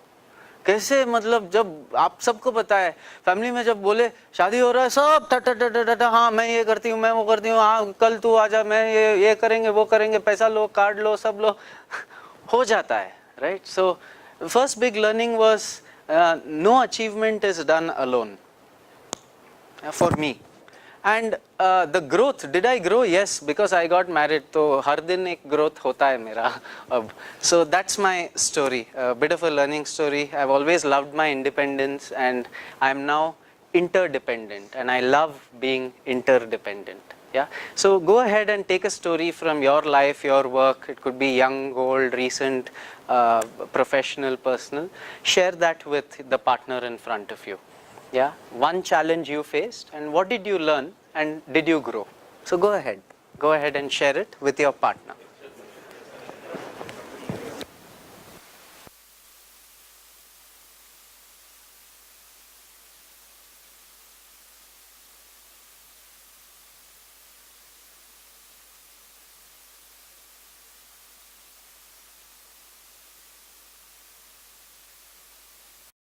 How are you feeling right now? Learning, and give me a word. How are you feeling in your body? How are you feeling?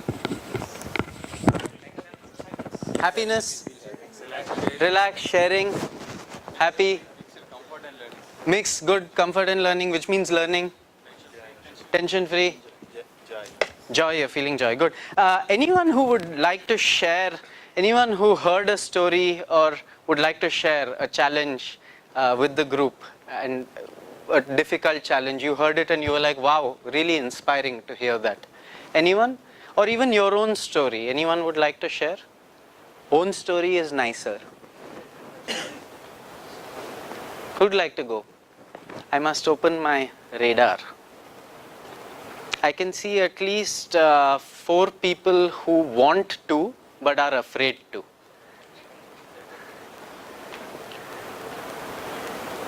Who is going to? Terror zone nahi hai ye. Kya hai itne? Huh? Who would like to share?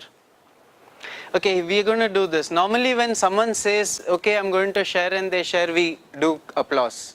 This time we'll reverse it. Let's start applause. Someone will stand up. Let's give courage to someone to share. Can we start? Who's gonna share? Louder applause, louder applause. Level 2. Who's gonna share? Who's gonna share? Here? Wait, no, he's just coming back. Who's gonna share? Who's gonna share? You can't stop clapping till someone stands up. Who would like to share? Would you like to? Would you like to? Someone in this row? A challenge in your life? Yeah, go ahead. Share your challenge. You can stand up. Guys, a big round of applause, huh? Big round of applause.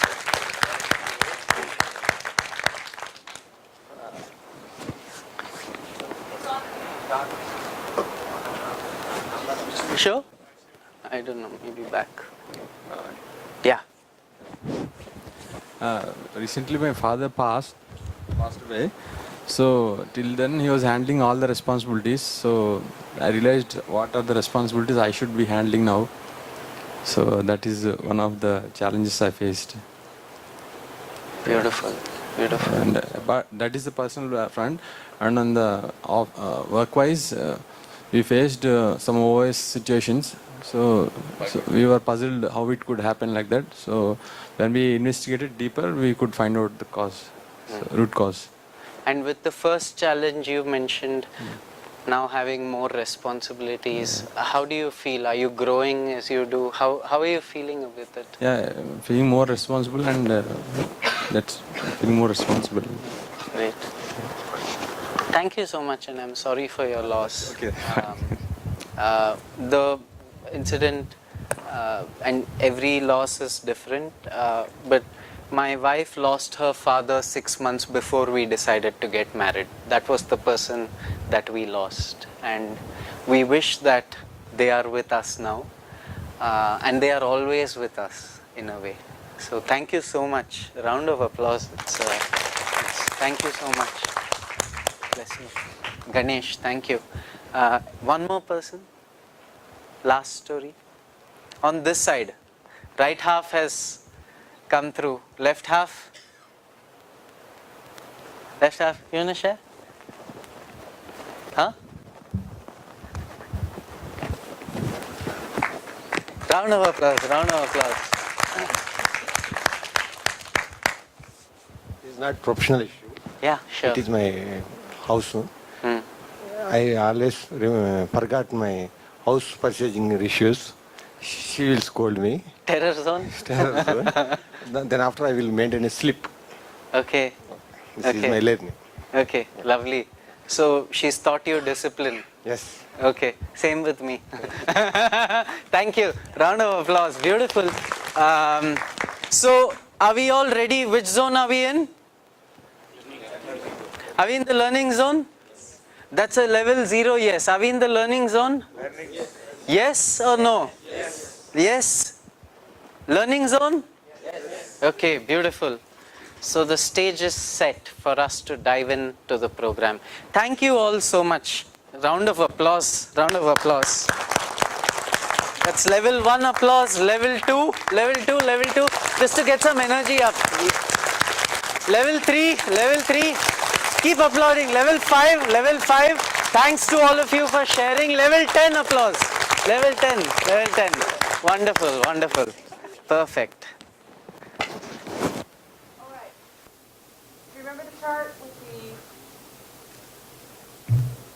the definition? But I'm pretty sure you all know when you've got a deviation. You don't need a definition. Something happened that shouldn't have, that you weren't expecting. That's probably a deviation, right? You know what it is. Some things you might not, you don't know what they are, but you'll know it when you see it. You know when you have a deviation, and you should address them. You want to record them and investigate them. Do you think this problem statement is specific?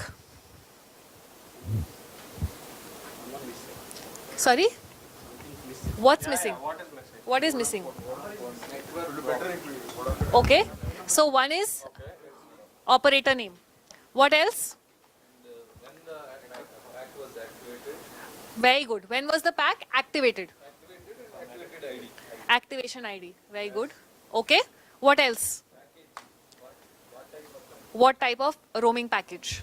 Okay. Very good. So if we add all of these things, it will make it more specific, right? Great. Okay. Nancy has a suggestion. As soon as possible. Yeah. Okay. So maybe we'll come to that in time bound. Yeah. Okay. Is it measurable? Is it measurable? Yes or no? Yes. Okay. Why do you think it's measurable? Correct. So he asked for maybe a 3-day package. So maybe we need to mention how many days package had you taken, right? A 3-day package or a 1-week package or a 1-month package, right? So that makes it measurable. Is it actionable? Yes or no? What's the action? Activating the pack, right? He's saying, please rectify the issue, right? Please activate my pack. That's the action which needs to be taken. What's the next thing? What is the next thing in SMART? SMA, what is R? What is R? Is it relevant? Yes, I'm in Dubai, my Wi-Fi is not working. This is my phone number, it's relevant. Is it time bound? What is the relevance here? What is the relevance of this whole statement? What do you think? Okay, not working because if international packing is not working when I'm in Hyderabad, is it relevant? Since he is in Dubai, it is relevant because he cannot get in touch with anyone else. Right? That is the relevance. And maybe The other addition to the fact is he's in the airport, he has Wi-Fi for limited time. So it's relevant that they activate it within a short span, right? Okay. So, being in Dubai. And is it time bound?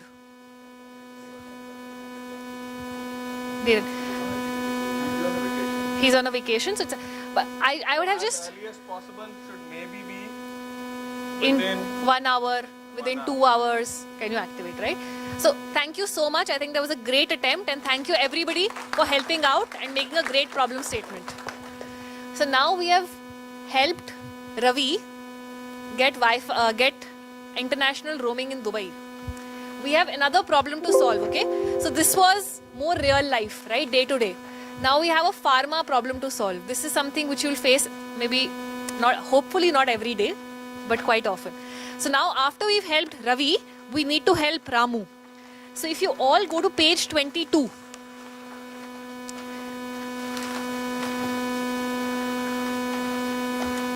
Page 22. Okay, you have another problem. It's also on the board right here. What has happened? What has happened with Ramu? OS? OS has happened. Now we need to help Ramu define a what kind of problem statement? What kind of problem statement? Smart. Whether it's a quality or a production or an engineering problem statement, all kinds of problem statements should be. We need to help Ramu define a smart problem statement. Can we do that? Okay. So it's 11:30. After this, we go for tea break. So however quickly you do it, you get to go for a tea break. Okay? So let's say 5 minutes. 5 minutes and we follow the same procedure. So you have 5 minutes. Write down a problem statement. You can use your notebook, so you can use a next page also. There's an empty space in the next page. And after 5 minutes, we'll get somebody to write a smart problem statement for us.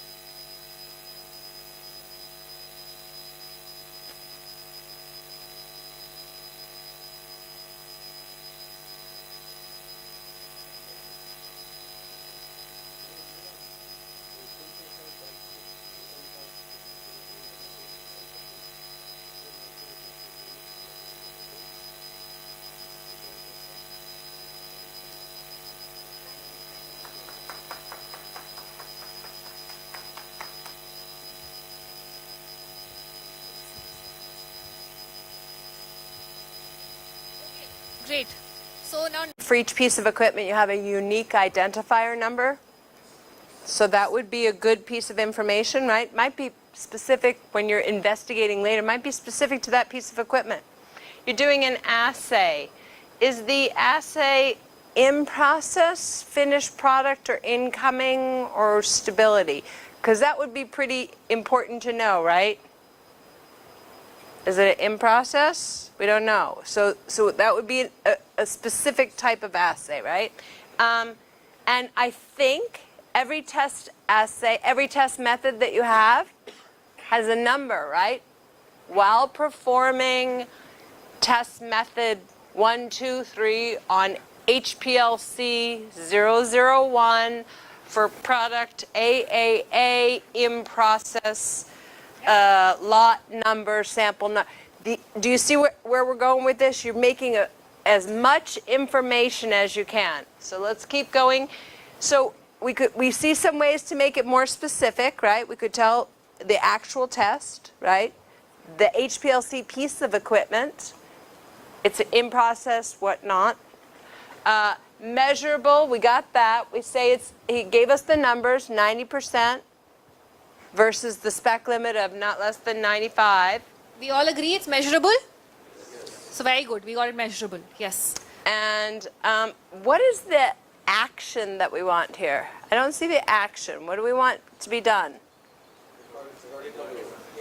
Raise an OOS, right? Initiate the OOS. So we need to, the action here is missing. What do you want me to do about it? You want me to initiate an OOS, right? Include that action. So when your supervisors are bringing you problems, what do you want me to do? Give me all the information and what is it that you want me to do? Yeah. Okay? They know how to write these now. You need to hold them to it.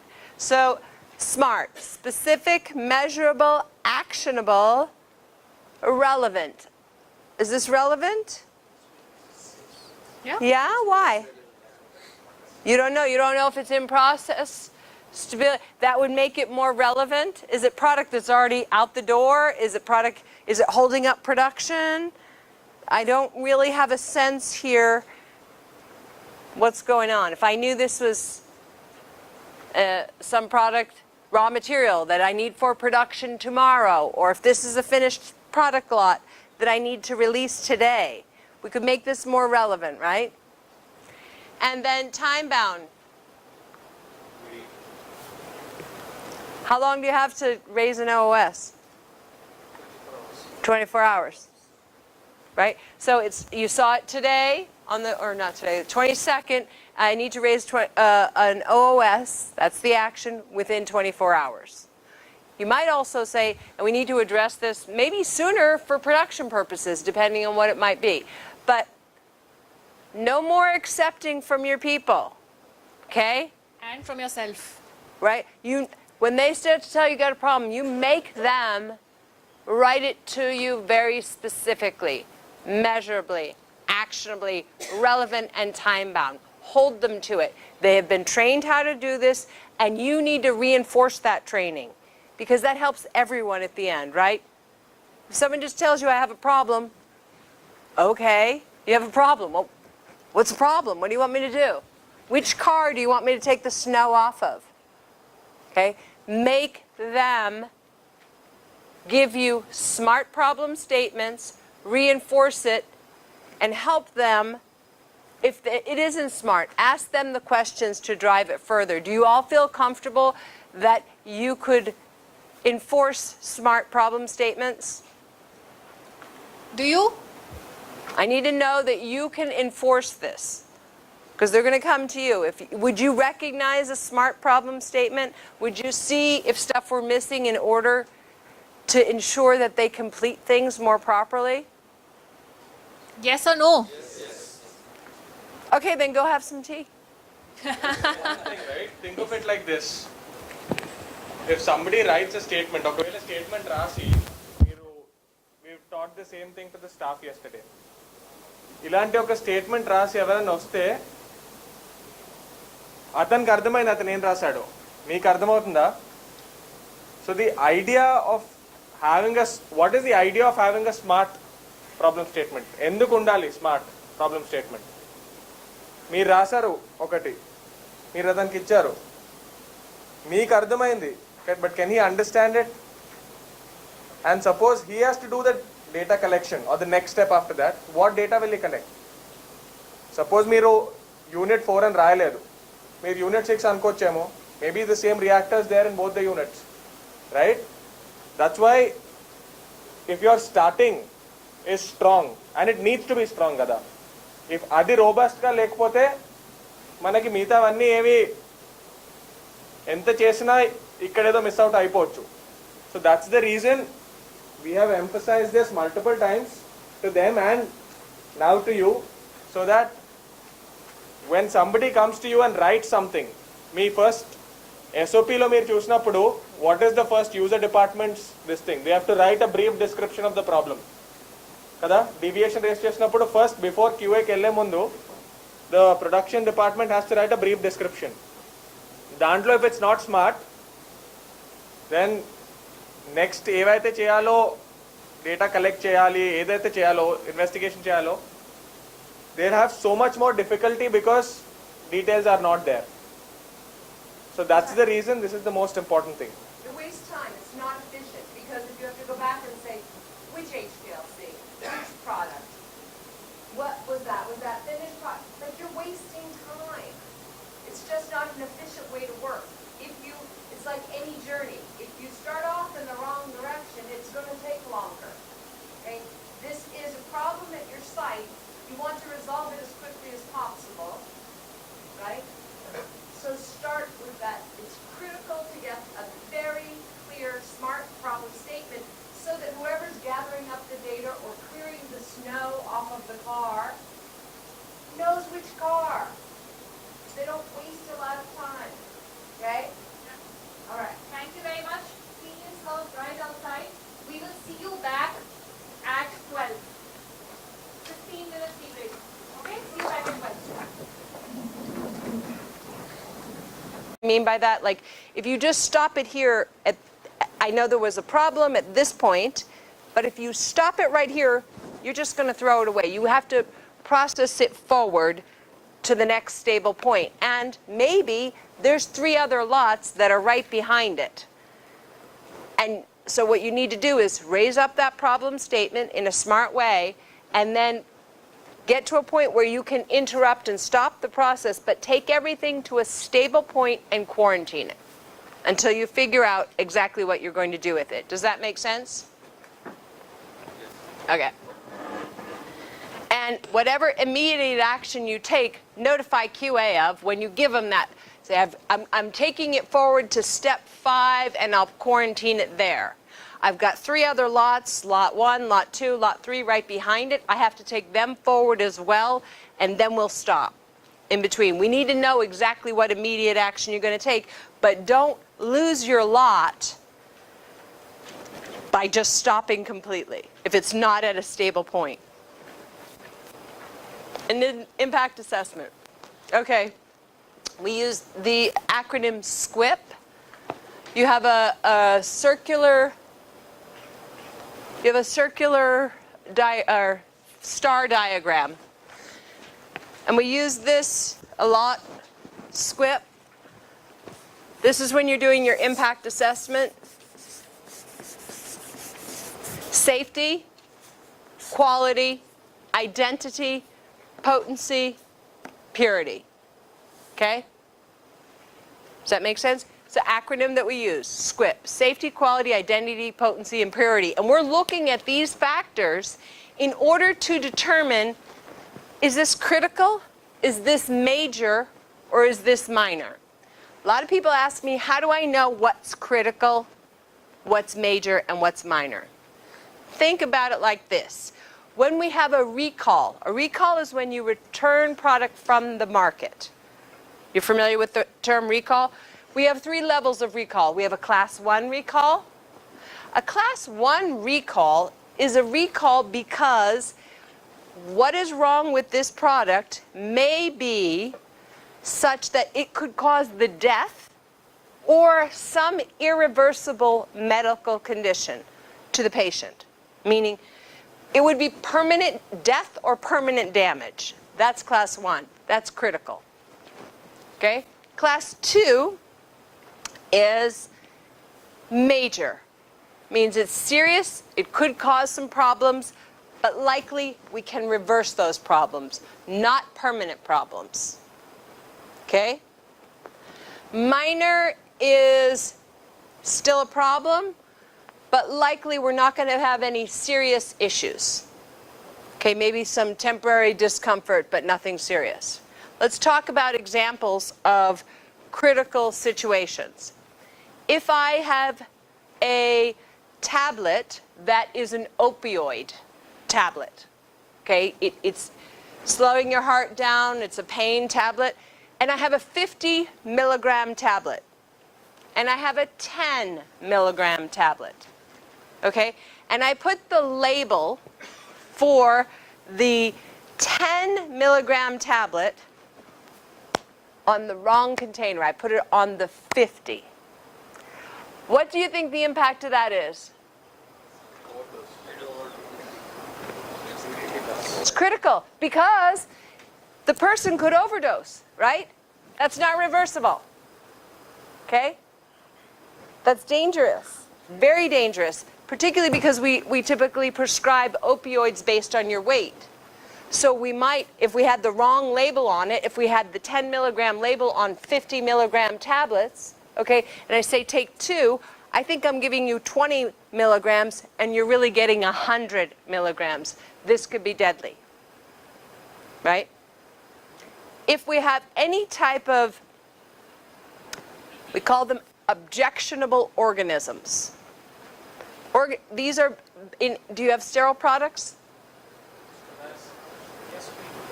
Sterile products. Okay, when you have sterile products, obviously these are typically products that are going directly into the veins. They cannot have any organism in them, right? If they have an organism in them, and typically you're not getting IV drugs unless you're already in a bad situation, right? That's not something you do regularly. It's because you're in a hospital setting, typically, getting IV drugs. If there's any bacteria, if it is not sterile, that's critical because it could kill you, right? What if you make eye drops and there's metal particulate in the eye drops? Critical, right? Could do permanent damage, irreversible damage to your eyes, right? If you make saline bags, saline, like normally just sodium chloride bags, and you put the wrong, and they're just clear bags, right? They all look the same, kind of. But one has potassium chloride and one has sodium chloride. Critical? Critical. Potassium chloride will stop your heart, right? Okay, there's a lot of examples of different situations in the pharmaceutical industry of different recalls, okay? And the level of the recall is based on the criticality, on the safety, quality, identity, potency, and purity. What is its potential harm in the market? Okay? Have you had any recalls? No? Your API, though. You wouldn't have recalls, right? Okay.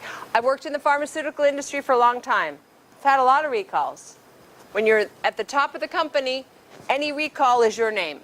You're responsible. And I keep all my recalls, and I hang them up, and I look at them to remember.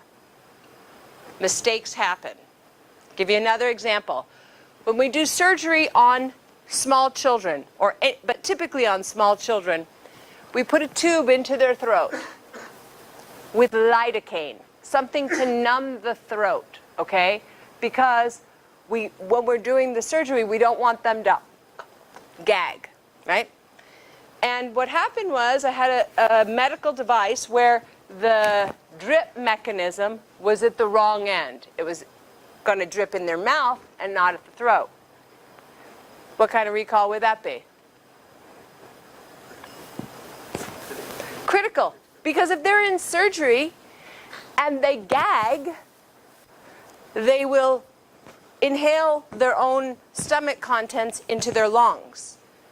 So these are the types of things where you have to assess the situation very carefully. Now, those are things that were already in the market, but the same thing is you need to assess stuff while it's in the plant when you have an issue. What is the potential effect?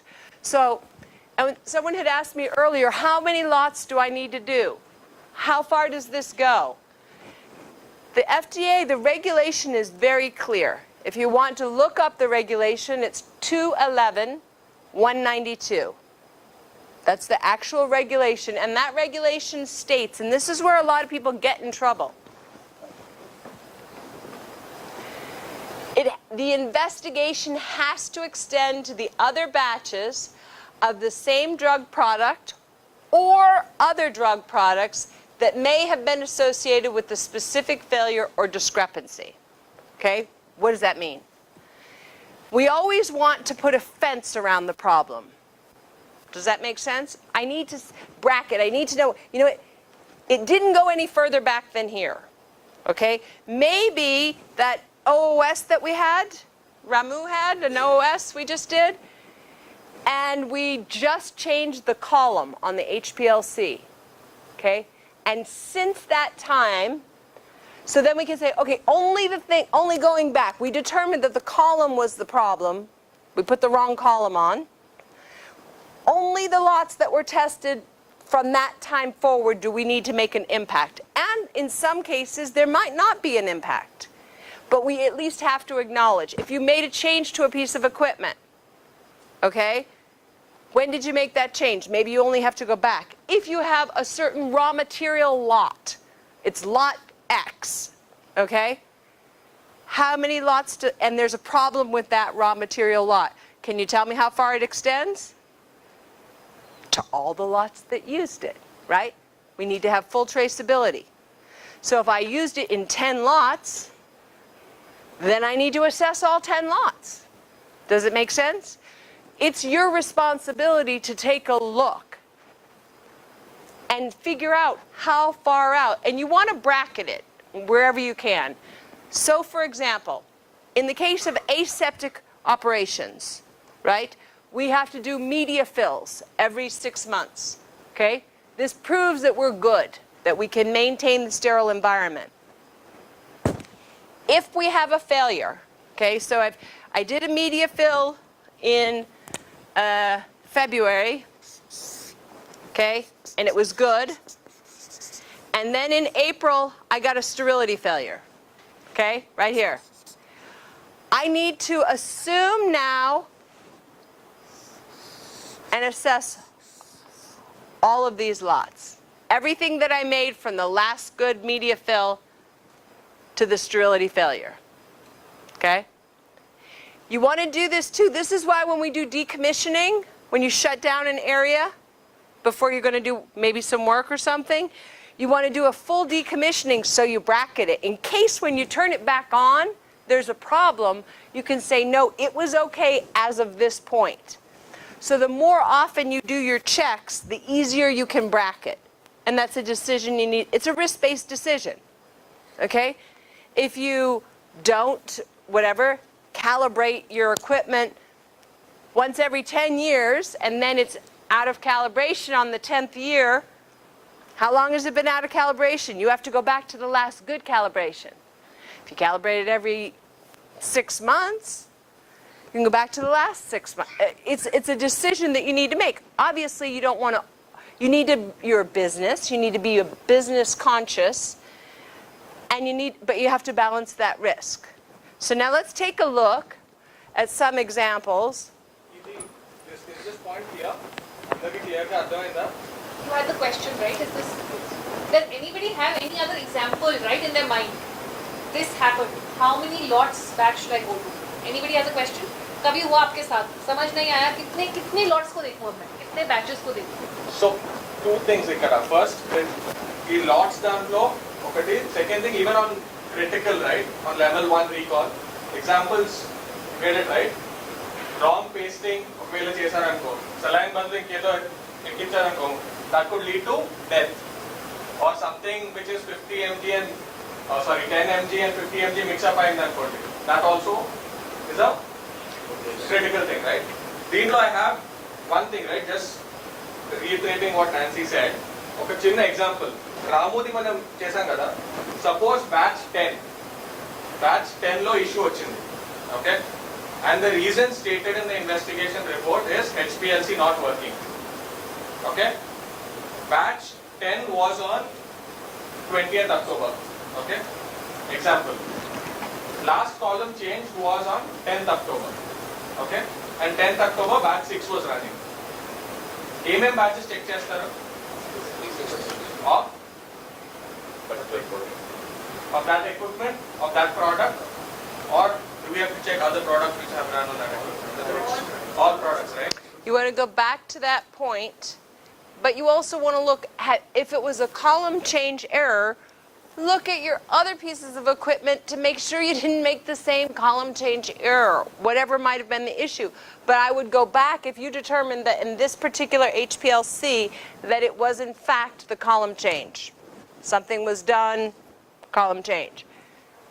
Even though lots 7 and 8 and 9 all passed.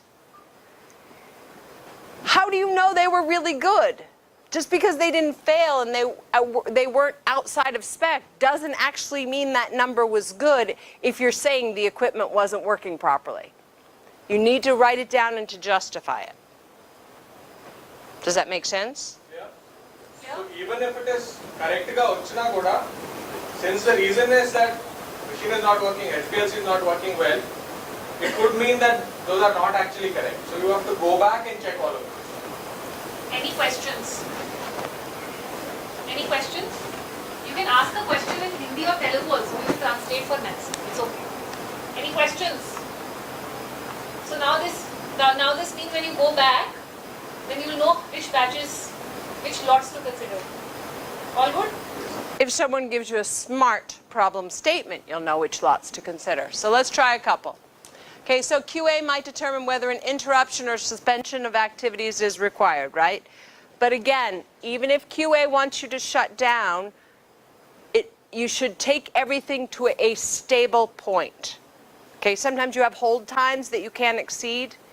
Take it to that next stable point. Quarantine it, but then if you need to stop and QA can make that call, probably production's going to make the call, because if you know you're making stuff that's not proper, you're not going to want to keep making it. You don't want to keep making stuff to throw it away, right?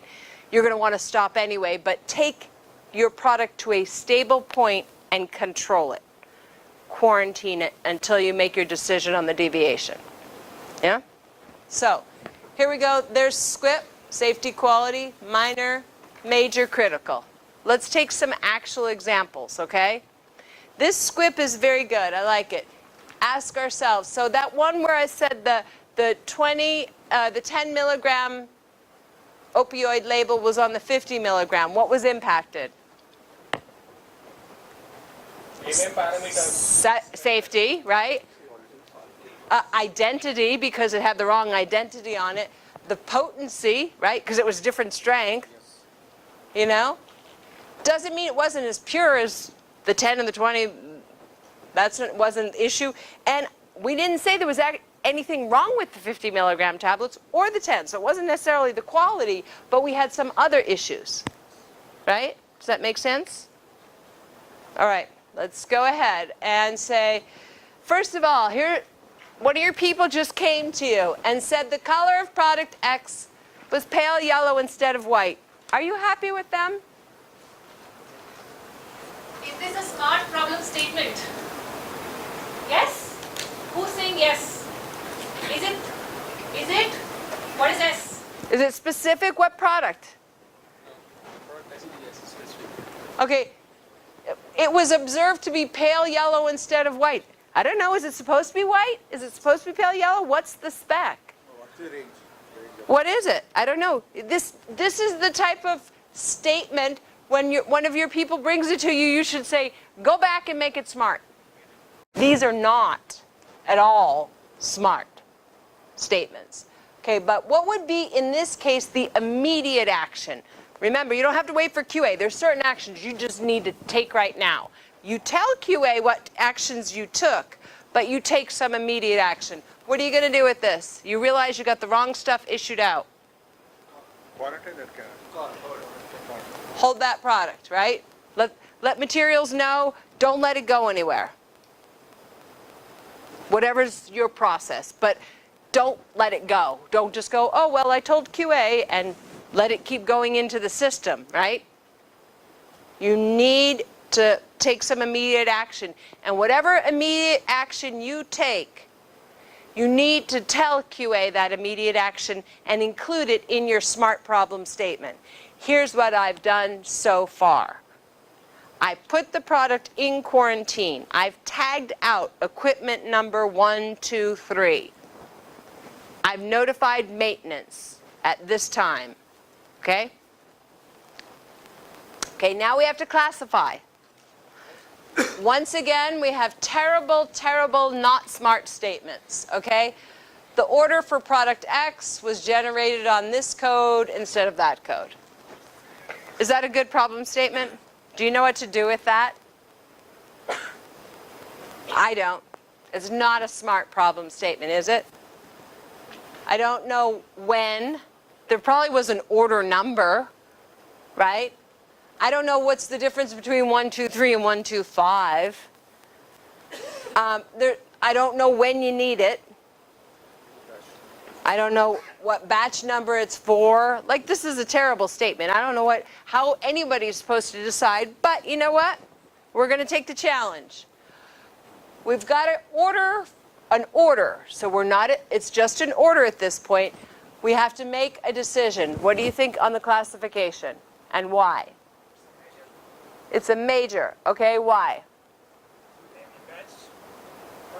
Product code different means complete product may be different, it may impact lot. Okay, but right now we're just at the ordering. We didn't actually put it in the lot yet.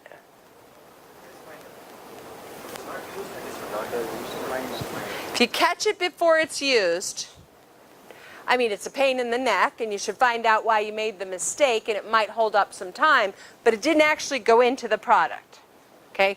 This is not a good, smart statement, but we're trying to pull what we can from it. Now, if this was a poorly written statement, and actually it did go forward in the product, we wouldn't know that.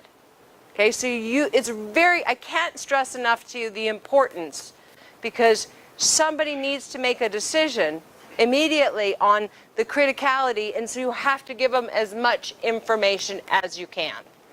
Okay, so there was no impact because it was at the order point. We stopped it. Okay, the temperature in step 45 for product X stage 1 reached 120 while the limit is 108. Is this a good problem statement? Major?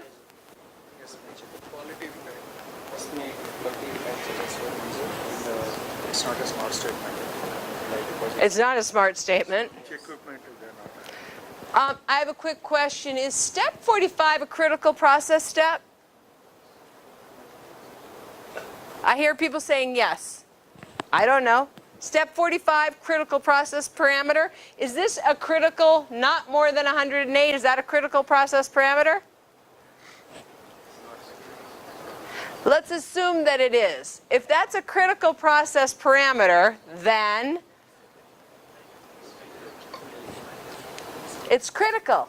You can't miss a critical process parameter because you have determined your critical process parameters through your validation, right? And you know if you go outside of your critical process parameters, it's going to have some sort of impact, right? Safety, quality, identity, potency, purity, maybe it's going to degrade, I don't know. But if that's a critical process parameter and you went outside it, it's critical, okay? Step 54, okay? The pressure was 2 bar, the limit was not more than 2 bar, but nobody remembered to sign the document. First of all, is that a good statement? Is that a smart statement? I have no idea what lot that is. Do you? Do you have any idea who the verifier is or who the person is? Nothing. And this is not a smart statement at all. You need to make sure people are generating smart statements. But perhaps, and I don't know, what do you think? Critical, major, or minor? I hear minor. Anybody think it's critical? Depends upon the step. That's a critical process step. Well, here's the thing. They recorded 2 bar, so we were within limits, okay? But nobody signed it, which is nobody verified, nobody actually signed the initial or verified, okay? So at this point, we can say major, it's minor, we might downgrade it to minor later. If you can show me a printout that says 2 bar, Like, if I can prove it another way, because I'm going to go back to the two people, if you ever tell me who they are in a smart statement, and get a statement from them, but we weren't actually outside the limit. But this is a documentation issue, right? We're supposed to verify. It's a GMP step. Okay, it's supposed to be verified by another person, and it was not. Okay, so maybe, because nobody checked it, we have a data integrity issue. I don't know. Okay, because nobody signed it. Okay, the famous HPLC machine failed. I have no idea. Is this a smart statement? No. No? It failed? What HPLC machine? I have no idea. And it failed during the testing of product A. I have no idea what lot. Was it in process? Was it finished product? When you say it failed, did it just blow up? What happened? But, key word here, the machine failed during the testing. So, what do you think it is? Minor. Because it's not actually in the processing. Okay? The equipment failed. Is it a pain? We're probably going to have to get another sample and put it on another piece of equipment. But it's not the actual processing of the product. Okay? It was during the testing. So any of you have examples where you've had difficulty in classifying a deviation? I wonder, was it major, minor, critical? Any of you have examples?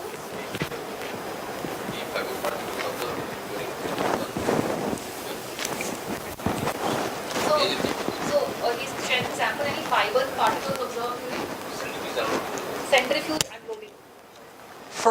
You're at the API point though. API. So they're unloading the centrifuge and they find fiber particles. Okay. So according to you it is? Some product. Is it major, minor or Major. Major. Major. Because maybe depending on the nature of the particles, you can, and you're not at the final formulation step. So you're not even proposing that you're sterile right now. You're during the API process. Still relatively crude material. You're not at the final purification step. You have some sort of foreign thing in there. We don't know. Maybe you can get it out. You need to find the root cause. Now keep in mind, once you identify and you categorize, when you do more investigation, you might change your mind and go, actually, this is critical. Or, you know what, I thought this was critical, but it's actually minor. But you have to just make the best guess you can and justify it as a starting point. Okay? And you can make that decision much better if you're given a smart problem statement. You're going to then continue the investigation and maybe dig up a whole lot of other information that's going to help you, and you're allowed to change your mind. But you got to start somewhere. You got to start with an initial, and you write down your justification. In this case, you've got some sort of foreign particulate, but in the API, in the crude steps, there's further purification steps downstream. Yes? It's the final purification step. Is it going to be sterile filtered? Is it going to be sterile filtered? No. No, I mean when it's taken forward. So after that centrifuge unloading, is there any other step left? Only the drying and the disaster. After that only drying and then dispatching. Dispatching. So you have something foreign in there. You need to figure out what it is and if you can remove it, right? Because you have an option perhaps for reprocessing. You need to have that pre-approved, and that's certainly a deviation. But again, I don't know what it is. We don't know how does that material interact, that fiber, whatever it is was it one fiber, like a piece of a glove maybe, and you can remove it? Like, you need to know what the source is and then make a determination. So initially it would be major, and then you would do your investigation, right? You figure out what is that particle, how does it interact with your material, can you actually reprocess your API to take out or to remove that particulate matter, and later you may, so suppose you decide it is it's a toxic material which you cannot reprocess and remove. It becomes critical. Later, you may decide as you do your investigation, I had initially classified as major, but it's a toxic fiber which cannot be reprocessed. In which case, you will change it to may become critical.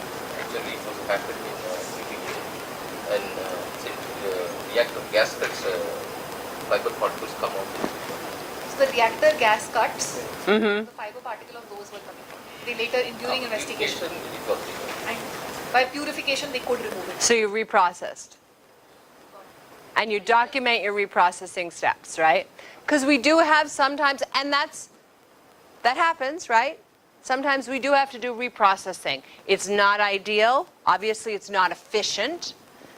But there's a case and you have to put together a reprocessing protocol that needs to be pre-approved. You can't, unless you've proceduralized it. In this particular case, I would not proceduralize that. I'd just change the gaskets more often. Like, don't have a process that for reprocessing based on bad maintenance, have better maintenance, or change the type of gaskets. Other questions where you weren't sure how to categorize?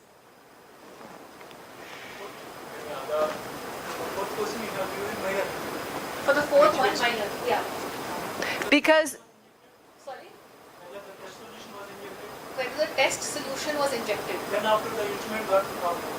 So if the sample has been injected, but the result has not come, and you have a reserve sample,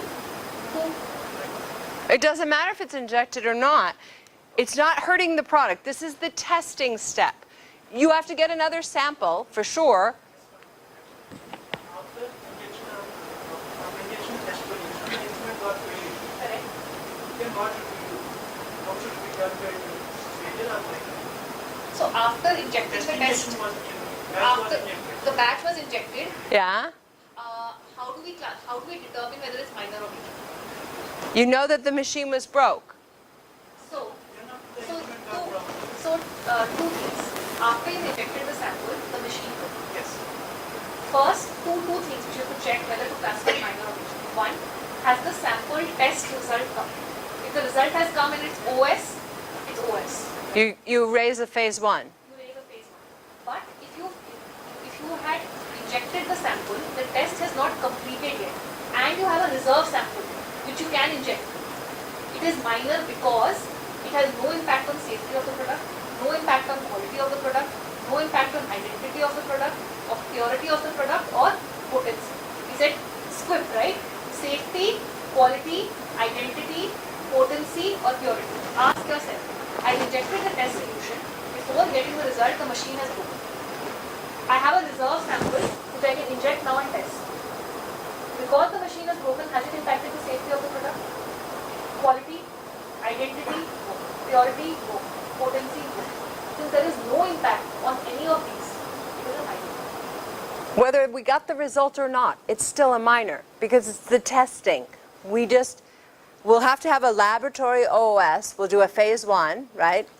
And we'll address the piece of equipment. But whether we have a result or not, it's still, we're just at the testing point. We haven't actually, it's the result of the testing. We don't know if that product actually has good safety or quality or potency or purity or any of that stuff. We have to repeat the test somewhere else. Does that make sense? You don't. So ask yourself, is it impacting SQIP? Safety, quality, identity, purity, potency. Ask yourself the question. If it's not impacting, it's not major or critical. Clear? Does that answer your questions? How are we doing? Second, before we go forward, so you're going to start understanding the importance of those SMART problem statements, okay? Pretend you work in quality, even if you don't, okay? And go, is this enough information for me to make a decision as to whether or not this is critical, major, or minor? Is this enough information for me to actually begin my process and determine safety, quality, identity, potency, or purity? Make sure that those statements that are coming to you are SMART, specific, measurable, actionable, relevant, and time-coded. Very important. It's more efficient for everyone, not just for quality, for you guys in production that want to get moving quicker. If you just start with in the right direction with all the information, or as much information as you have. Now we've raised up the investigation. We've given it that initial assessment and classification. Now it's time to do data collection and analysis. Okay? Now, the smarter the statement, the better. We're not going to waste time collecting the wrong data. Okay? And I'm pretty sure all of you and all of your people are involved in data collection. That's just not one department's problem, right? Everybody's involved in data collection. And you probably wouldn't like to spend a lot of time collecting data that's not relevant, right? So we're going to collect data. Now, when you collect data, I don't go to my neighbor down the road or to one of my coworkers. I look at my kids and my children. Did you eat the cookies? Like, look to the obvious place first. Don't start calling people that live far away, because they probably didn't take the cookies. Look in the obvious places first, okay? So, data collection, again, it should be relevant. I don't know. Some people think that however thick the deviation is, that makes it better. We just put everything in there. Okay? No. Don't fill it with a bunch of stuff. I love deviations where they just put 12 copies of every procedure. That's not, we don't need all that in there. Put what's relevant. Because when an investigator looks at it, all that extra stuff that you threw in, they're going to start looking at it. You're just giving them more information where there might be an issue or an error. Okay? So there's lots of stuff. Again, it depends on the actual situation. These are just examples. You should look for similar instances. Okay? But it's important here that you document your search criteria. Why? If I'm going to tell you, have you ever done Google? Depends what you Google, right? You put this word in and you get certain results. You put 2 other words in, you get a whole different thing. If you have a database where you're looking to see, has this happened in the past? Okay? It depends how you search. Whether or not, like if you say, oh, this has never happened before. Okay, but I know that it's happened before. What did you search? You want to write down exactly what was your search criteria. For example, if you have, what's a piece of equipment that you have in your production area? The centrifuge. You have just one centrifuge? You have 2? You have lots of centrifuges. Is that measurable? Is lots measurable? Is lots measurable? Yes. How? Number. I have lots of centrifuges. I have 4 centrifuges. Which one is measurable? So how many centrifuges you have? 4 centrifuges. So each one has probably a unique ID number. But, and this happens, right? The one that's the oldest, or the one that's in a certain area, do you ever have nicknames for them? The old centrifuge, or the particular area's centrifuge, or someone's, like you have names for it, right? You have your own little language. Everybody knows that's the centrifuge you mean. Nancy's centrifuge. The old centrifuge. Centrifuge 1, 2, 3, right? So depending on how you enter it into your database, okay, and then how you search it, which is where you could say, oh, we've never had a problem with that before. No, we had 3 problems, but someone entered it as Nancy's centrifuge, somebody entered it as the old centrifuge, somebody entered it as centrifuge 1, 2, 3, and when you did your search with centrifuge 1, 2, 3. Okay, so you need to take a look at how you're searching and write down what you search for, because if I'm an inspector and I say, well, I just saw another example of that, it will look like you didn't even do the search, which you are required to do, right? You have to look for similar instances. If you put down your search criteria, at least you can show, I did do a search. Maybe I did my search incorrectly, but I did do it. You need to document that search criteria, okay? And you should always try to be very specific, right? Very specific in your databases where you're collecting the data. Don't use nicknames, okay? If, for example, if you are a certain employee, okay, I'm an employee of yours. Now, I could have several names. I could be Walter's wife. I could be Nancy. I could be Miss Good. I could be Dana's mom. I could be Erica's mom. I could be Vincent's mom. Or I could be Moritz's mom. Or I could be employee 1, 2, 3. Depends what you call me. Depends what you put in the database. They're all true. So you need to be very specific with your equipment, with your people, and you need to have that database where you're looking for your repeat instances so that you can actually find them, because you don't want to have repeat instances. And every time you have a repeat instance, it's an opportunity to gather more data to really resolve the issue, right? Sometimes something happens once and you go, I mean, I really don't know what happened. There isn't a lot of data yet. And the best thing I can do is to see if it happens again to gather more data. I don't know why it happened. Sometimes that's your answer. I really don't know why it happened. Okay? Clear? This is clear? Any scientific reason? Sorry? Why 2 years? On average, you should do about 2 years. You can do less. For example, if I only had the centrifuge, I just bought it 12 months ago, I'm not going to do a 2-year search.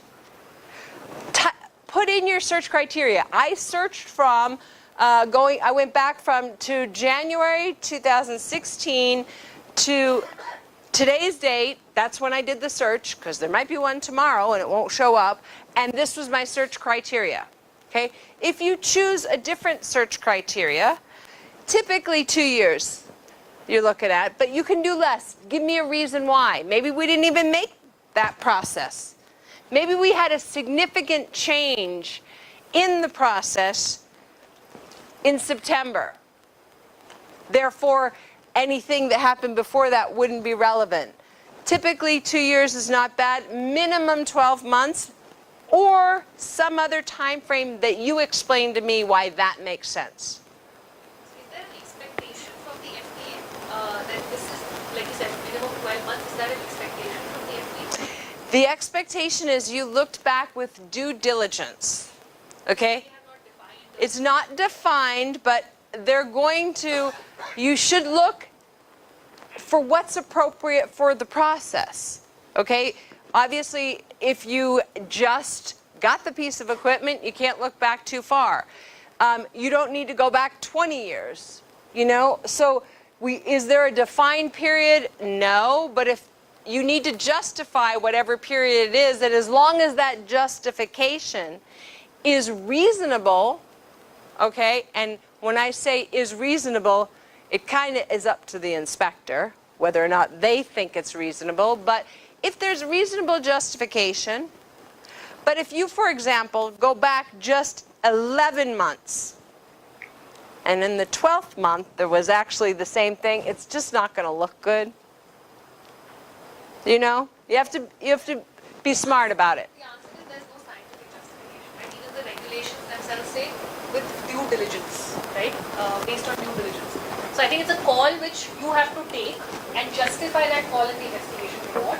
But at least 12 months, on an average, people take up to 2 years. And if you are taking, like she said, right, 6 months, to justify why 6 months. Answer may be I purchased the centrifuge last 6 months before, or I changed my centrifuge. There was a significant maintenance and change in the centrifuge just 6 months back. So if I go before 6 months, it's not relevant to me. There's some huge change in it, right? Or if it's a process which you've changed, आपने उस process को change किया है. अगर आप उस process को you have changed only 6 months back, तो उससे पहले आप करके देखोगे क्या मतलब it will not add any value. But if you're doing this, if you're going only 6 months back because there was a process change, you have to write in the report, I am checking data only for the last 6 months because there was a process change before that which is not relevant, hence only 6 months. Because otherwise the FDA auditor will ask you, why did you do only 6 months? Yeah? Anybody who wants Happened. Why did he not get money on day 4? It's a root cause analysis, right? He had an unexpected event. I took the most trips I've taken, and I didn't make that much money. That's not expected. That's a deviation. So now he's analyzing the data. So analyze the data. Put it into a table and analyze it and tell us what happened. So put all this information in a table form. It's always easier if you put it in a table form. You'll see it easier. Total earnings. Okay, day 2. How many trips? How much did we make? How much did we spend on fuel? We get a bonus? How much did we get for the bonus? How much? Did we have any cancellations? So we got a penalty? Okay, what's our total? Okay, day 3. I heard somebody say it's not 50. Does anybody have a doubt?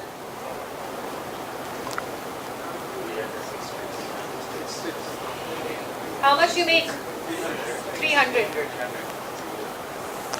No, it's 7 trips. 6 trips. Day 3 is 6 trips. Oh, I didn't get to 3. Oh, okay, 6 trips, yeah, 300. How much was our fuel cost? 100. Did we get a bonus? 50. Minus 50. So what's our total? Okay, day 4. The day when we made the most number of trips. 8 trips. How much did we get? 400. What was our fuel cost? 600.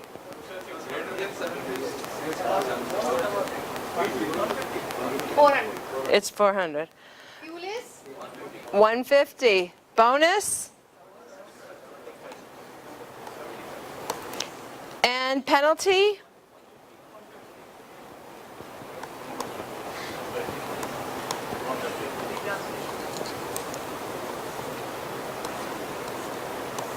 Okay, what was our total earnings? So what's the insight? 175? So you've done your data analysis. What's the insight from the data? Who can tell me what's the insight? So 2 things you learn. Data analysis on facts and in a table format. Table format is helpful? Now what is the insight from the data? So what was the question that Ramu, what was his name? Ramu or Raju? What was the question which Raju asked?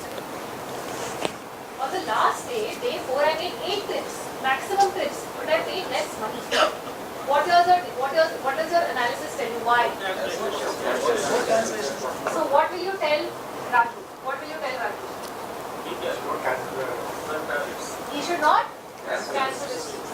Okay, so we will now break for lunch. After we come back from lunch, we will do a pharma example. We will give you data to analyze for a pharma example. So one thing, while you're going out, those voting machines which we use, can you put them in that black box there? That's one. Second, when you come back, on the back of your ID card, there's a number. There's a number. Have you seen? All of you just look. There's a number. So once you come back from lunch, there are tables outside, round tables with numbers on the table. Go and sit on the table which corresponds to the number on your ID card. Okay? And when you come back, take your notebook and your workbook and go and sit. Lunch is served in the old training hall. Special buffet lunch. special training for special learning. Everybody knows the old training hall? And we'll see you back at 1:45. 1:45 outside is the round table. Okay? See you. January lo కావాలి first Feb March so on till December date కూడా year అవసరం లేదు నాకు ఏం చెప్పక్కర్లేదు so date and months without talking ముగ్గు భాష okay but దాని తప్ప ఇది బాగానే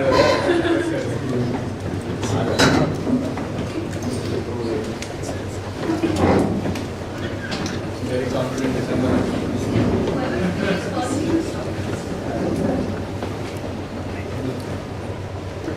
No speaking, I heard speaking. I heard somebody.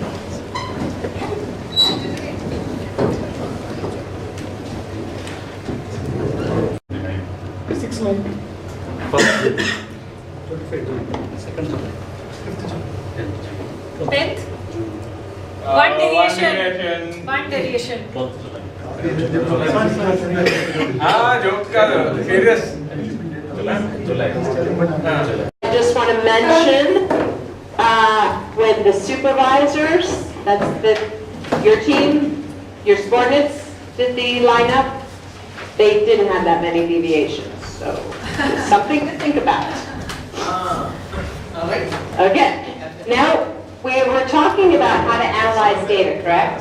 We did the Uber driver example. Now we're going to do a pharma example. You have a situation. Page 42. Page 42 in your books.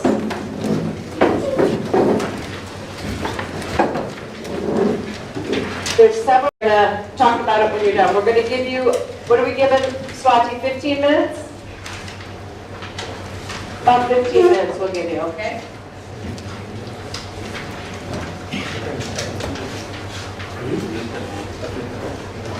Unknown impurity. Okay? There could be many data sources, but you are provided 3 data sources.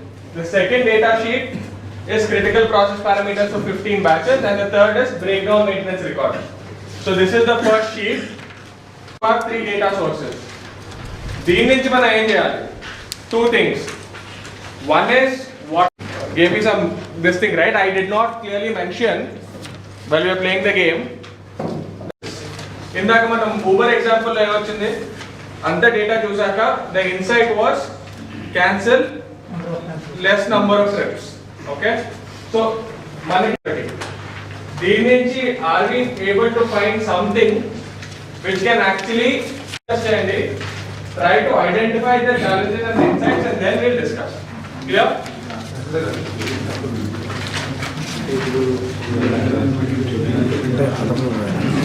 First of all, ఈ question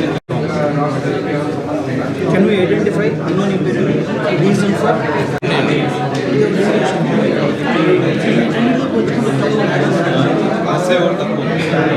impurity కూడా ఎక్కువ ఉందండి ఇక్కడ impurity కూడా 0.18.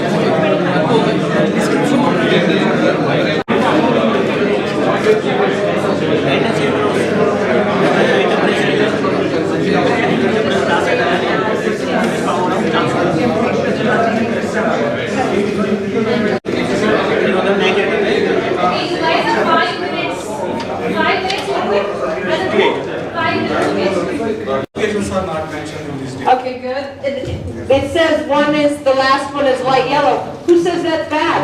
Maybe all the others are bad. There's no specification there. Okay, what else? Anything else? In this data denominator, there is nothing to do.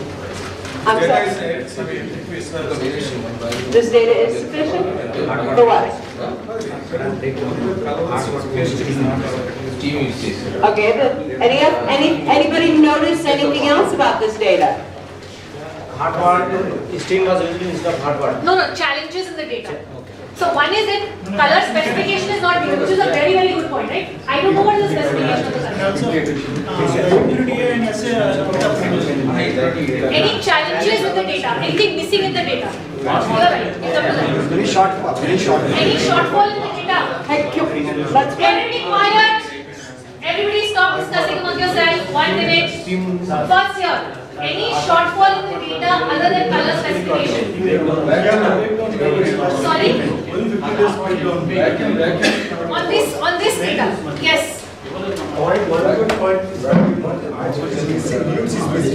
Units. So one is you're saying in the range of impurity A, the unit is missing. Okay, that's another one. So range. So I can get that. Okay, guys, let's look up here. Let me ask you some questions. Hello? Hello? Okay, you have to listen. You have to listen. You have to listen. Talking time is over now. Listening time. Only people who are asked to speak will speak. So one of the things that we've raised, the issues raised was, we have some colors here, but there's no specification. We don't know what's right or what's wrong. Okay, another point up here, the range of the impurity is 0.1 to 0.2. There's no units. I don't know. This is percentage. I have no idea if that's right. What else? Any other issues or insight, any other problems with the data? I can think of several. Any issues, information someone else would like to see here on this table? Is an as-is essay or an unheaded basis essay is not mentioned. Which essay? Essay is an as-is basis or unheaded basis. Analysis basis of? Unheaded basis. Anhydrous? Is it anhydrous or As-is. as-is? Okay, so we don't know. Okay. Yes? One more thing, there is trend difference is there. Last batch, increase trend. Okay, we have a point? I think nothing else. Nancy, why don't you mention what you can see? No, somebody said trend. What do you see? The 15 batch 0.18% for impurity A. Is? Now the remaining is 0.14 or less than 0.14. So are you saying? So are you saying it's out of trend? It's not out of trend, but trend is missing. No, hang on. That's incorrect. The data is there. The data is there. They're saying, what do you think about this number? 0.18. Is it out of trend? How do you know that it is out of trend? Comparing with the other 14 batches. Compare? No, I need science. Science. How do you know it's out of trend? The standard deviation, okay, look down here. The average impurity value is 0.12. The standard deviation is 0.011%. You're out of trend when you're 3 sigma up or 3 sigma down. Yes? We know. Do we know standard deviation? Yeah? Does everyone understand standard deviation? Okay. When you're 3 sigma up or down, outside on your standard deviation, you're officially out of trend, right? So that number 18 is actually out of trend. It doesn't just look higher, it's factually out of trend. We don't have any information, although the last batch looks lower, we can't make any factual statements. We don't have that information. When were these batches manufactured? When? Question? No, but do you know when? Wait, somebody said they were manufactured on the 28th of August. All 15 were manufactured on the 28th of August? When? You don't know. Are these all the same product? Is it written anywhere that all of these are the same FG? Is it written anywhere? No, so this is not good data. Okay, you want to put very clear, very accurate data together, right? You're making assumptions. You're assuming that the dates are relative, that it's actually the same product. You're assuming that the light yellow one is the bad one. Maybe that's the only good one. Okay? Just one question. Did everybody understand how to determine whether something is out of trend or not? No? Yeah, we just covered the I see blank faces. That's what I'm asking. Plus or minus 3 sigma. You understand? Everybody understands? Okay, here on the vacuum.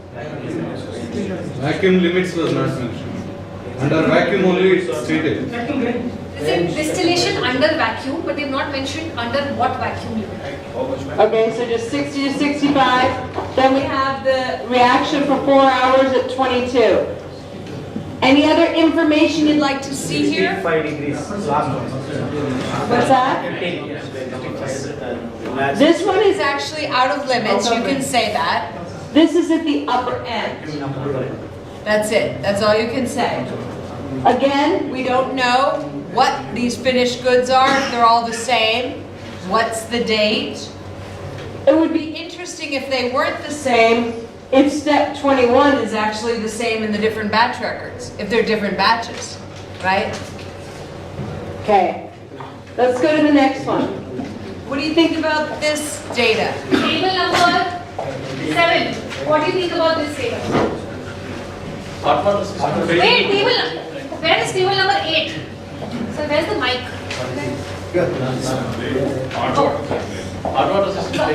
Attention to one of the root causes, which is a big issue, and you need to dig deeper. It's not enough to say human error. What does that mean? Such a vague, the agency, that's usually the most repetitive thing is human error. People make the mistakes, okay? You have to look at why are the people making mistakes, okay? I have one way we can eliminate human error. Nobody work. Have machines do everything. That would eliminate human error, but I think that's not how you want to operate, right? So we need to look at, was it that the procedure wasn't good? They couldn't follow. I just started today. I'm working for your company, and I'm on the line, and I made a mistake. I caused deviation. Is that because of me? Or was I following the procedure, and the procedure didn't give me all the steps? Maybe you guys know a lot of tricks and you do steps. I hope you don't. I hope you follow the exact procedures, but I wouldn't know those. I would follow the exact procedure as it's written, and then that might cause a deviation if people are doing extra steps. Okay? Maybe you didn't train me. Okay? Maybe we had a language problem and I didn't understand what you were saying. Maybe you just gave me the procedure and sent me out. You sent me out alone. You didn't even give any supervision to me. I'm brand new. I made a mistake. Because the procedures weren't written, nobody trained me, and I was left alone. I had no experience. Or I just don't care. Okay? This is a more difficult one. If you have people that are repeatedly making mistakes and you've looked into it, it's not that they don't have the training, it's not that they don't have the experience, it's not that the procedures aren't written properly. There just are some people out there that simply don't care. They're negligent in their job, and that's something that you need to address with HR. Because you can't change that. They should not be working in pharmaceuticals. I mean, you cannot be negligent if you're working in pharmaceuticals. Give them a different job. You also need to look at the past history. That's going to give you some insight. Maybe I'm not the only one that made that mistake. Maybe other people have made that mistake, which would help you to find the real root cause. Maybe it's the procedure. Maybe you're giving me an electric knife to cut something when all I need is a little tiny one. And that's causing the problem. Do I have the right tools to do my job? Maybe I'm just tired, right? Sometimes people are just, they're good employees, they're trained, they have all the right tools, they're just really tired that day because they're sick or something, okay? Maybe they had to go to training all day and they had a bunch of work to complete and you've given them too much work to do everything well. Sometimes when we try to do too much, we don't actually succeed in doing anything well. Okay? You cannot overwork employees. If that's the root cause, if you know your regulations, regulations say that you have to have an adequate number of people to do the job and to supervise it. It's actually a requirement to have. You can't just work people excessively because they know mistakes will happen. Again, hardware design, is there a reason this problem keeps happening with humans? Maybe we could redesign the system so that they don't make the same mistakes. Okay, whatever the situation is, we're going to review all the documentation that's pulled together to do a root cause analysis. Again, when it comes to human error, don't stop there, look further. This is one of the things that the agencies are looking at. You can't just say, oh, it was human error. It's just Nancy. That's the problem. Why? You need to go beyond that. And that's really one of the categories where they want to see, what are you doing about human error? And if what you're doing is, oh, we retrained her. No, then she did it again. Then we retrained her. And then she did it again. And then we retrained her. Obviously, that's not going to work. So you need to take a deep dive when it comes to human error, because that's usually the most common root cause. Right? Well, if you have a piece of equipment and it breaks, you fix the equipment, it doesn't break it again, like right away. But if you have problems with your people, they tend to be repetitive if you don't look at them closely. Okay, so you need to come up with, once you do gather all your data, you're going to come up with an investigation plan, and QA needs to be involved, and typically the department where the event occurred, everybody work together. Come up. Just don't use this. Don't, it's better if you don't. You guys go get this, you guys go get this, we'll get back together again, we'll go through it. You come up with a plan, what are you going to do? And we're going to now talk about, once we get all this data, we have to analyze it, right? We want to find the root cause. That's ultimately our goal, is to find the root cause, because if we find the root cause, we can address it. And if we address it, it won't happen again. Okay. There's a number of ways to find root cause. We're going to teach the top 3. And again, you can do control charts, FMEA, risk analysis, all these other things. Don't do more than you need to do. Figure out what you need to do and do that much. Don't overanalyze. So let's start with the first one, the 5 why. That's one for relatively simple problems. Okay? And then fishbone, which we're going to call 6M, 5Y, 6M. You can call it fishbone, you can call it Ishikawa. There's a number of names for it. I like 6M because we're going to learn 5Y, 6M. It's just easier for remembering the sequences. And then brainstorming. So we're going to start right here with the first one, 5Y. We should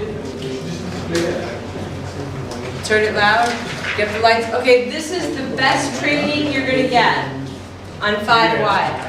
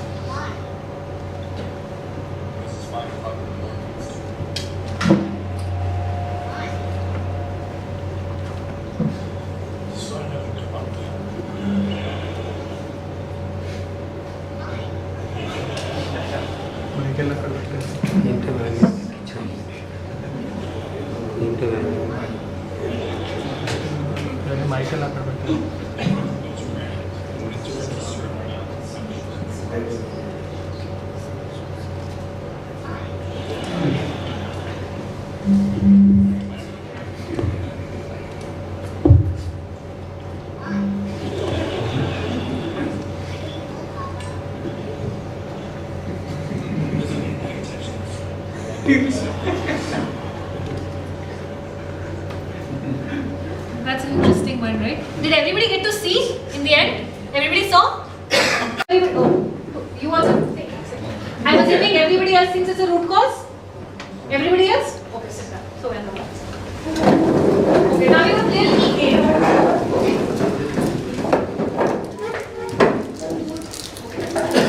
Why do you think he was unaware of the safety procedure? Why do you think? maybe it's not given proper training, not right.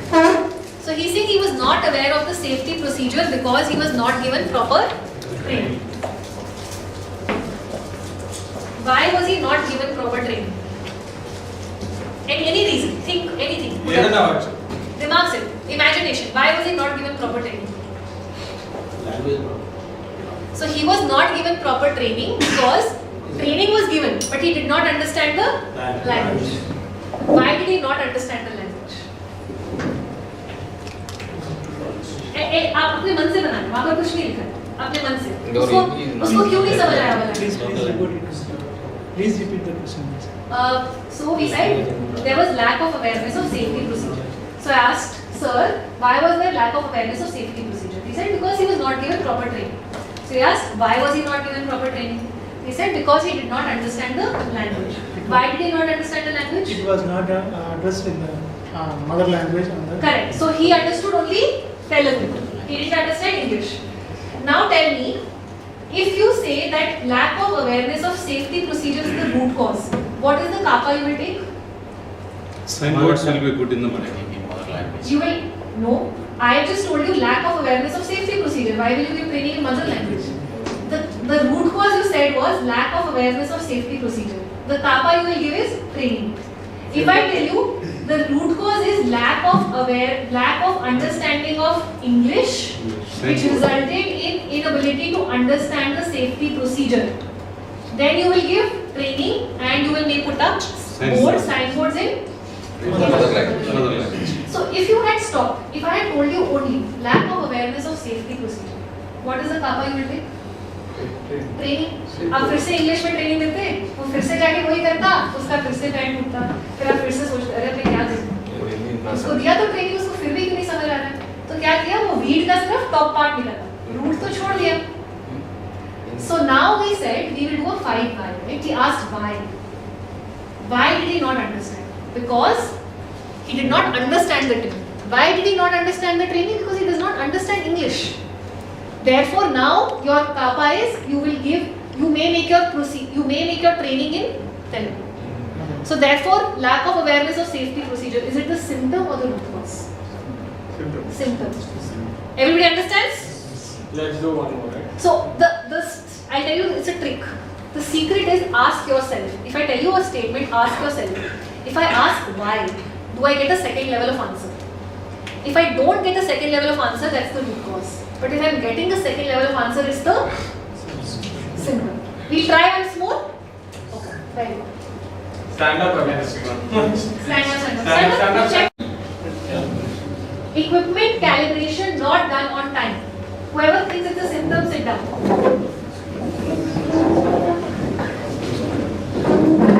So this table, why is it a symptom? Let's ask the question. Why was calibration not done on time? Maybe forget the schedule. Correct. So why did he forget the schedule? Why did he forget the schedule? Schedule and the munch pair. Equipment calibration का schedule भूल गया. Reminders. Reminder नहीं. There was no reminder. There was no reminder, right? अभी 1 साल का schedule बनता है. किसको याद रहेगा? अगस्त में 15 नवंबर को calibration करना. How will you remember? If you receive a reminder, automated, on 10th of November. Or a tag. Right? If there's a tag which everybody goes and checks every day, the operator. If he knows the next scheduled date is 15th of November. So when he goes and checks on 1st of November, 15 दिन है मुझे याद रखना है. So if you solve for the root cause, if you solve for equipment calibration not done on time, क्या करोगे? अच्छा वो training दे दोगे.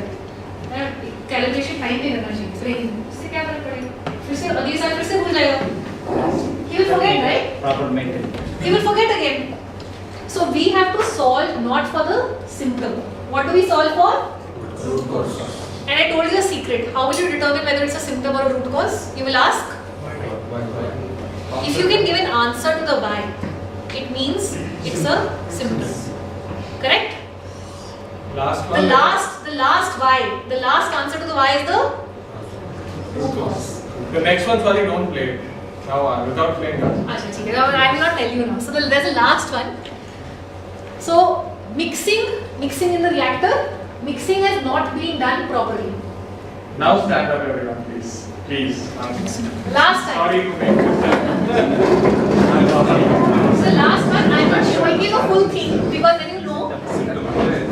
So whoever thinks it's a symptom will sit down. Mixing has not been done properly. Right like it, सभी बैठे आपको लेकिन लगता नहीं है सिम्टम है ना आपको लगता है रूट कॉज है ask yourself can you answer the question why mixing was not done there will be two possibilities on that one may be equipment problem in Malta or improper observation by operator so therefore is mixing not done properly a symptom or a root cause why is it a symptom because there is also training required and directly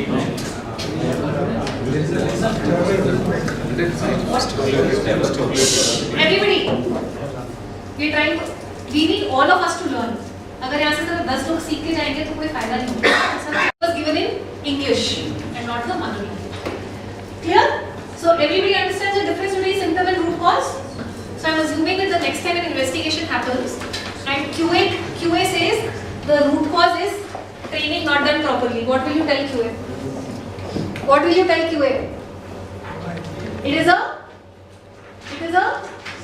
symptom not the root cause can you all now all of us can teach QA yes or no yes very good right so as you said mixing not done correctly right it's not a symptom it's a symptom the root cause can be maybe the procedure was not so for example you said why was the mixing not done properly the person did not follow the procedure well. Why did he not follow the procedure well? When you went and checked in the procedure उसमें लिखा ही नहीं है कि 15 minute तक mixing करना उसने 20 minute तक mixing कर दिया उसको पता ही नहीं प्रोसीजर में लिखा ही नहीं है कितने टाइम तक मिक्सिंग करना so if it's supposed to be mixed for 20 minutes and it does not say in the procedure and he finished the mixing in 15 minutes वो उसको वो सुपरवाइजर को बुलाया सुपरवाइजर ने बोला 15-20 मिनट कर ले खत्म हो जाएगा उसने कहा सुपरवाइजर ने बोला 15-20 मिनट 15 मिनट किया खत्म so what is the kappa you will take here you will change the right not train you will not train the person you will change the everybody understand symptom versus root cause very good so we go on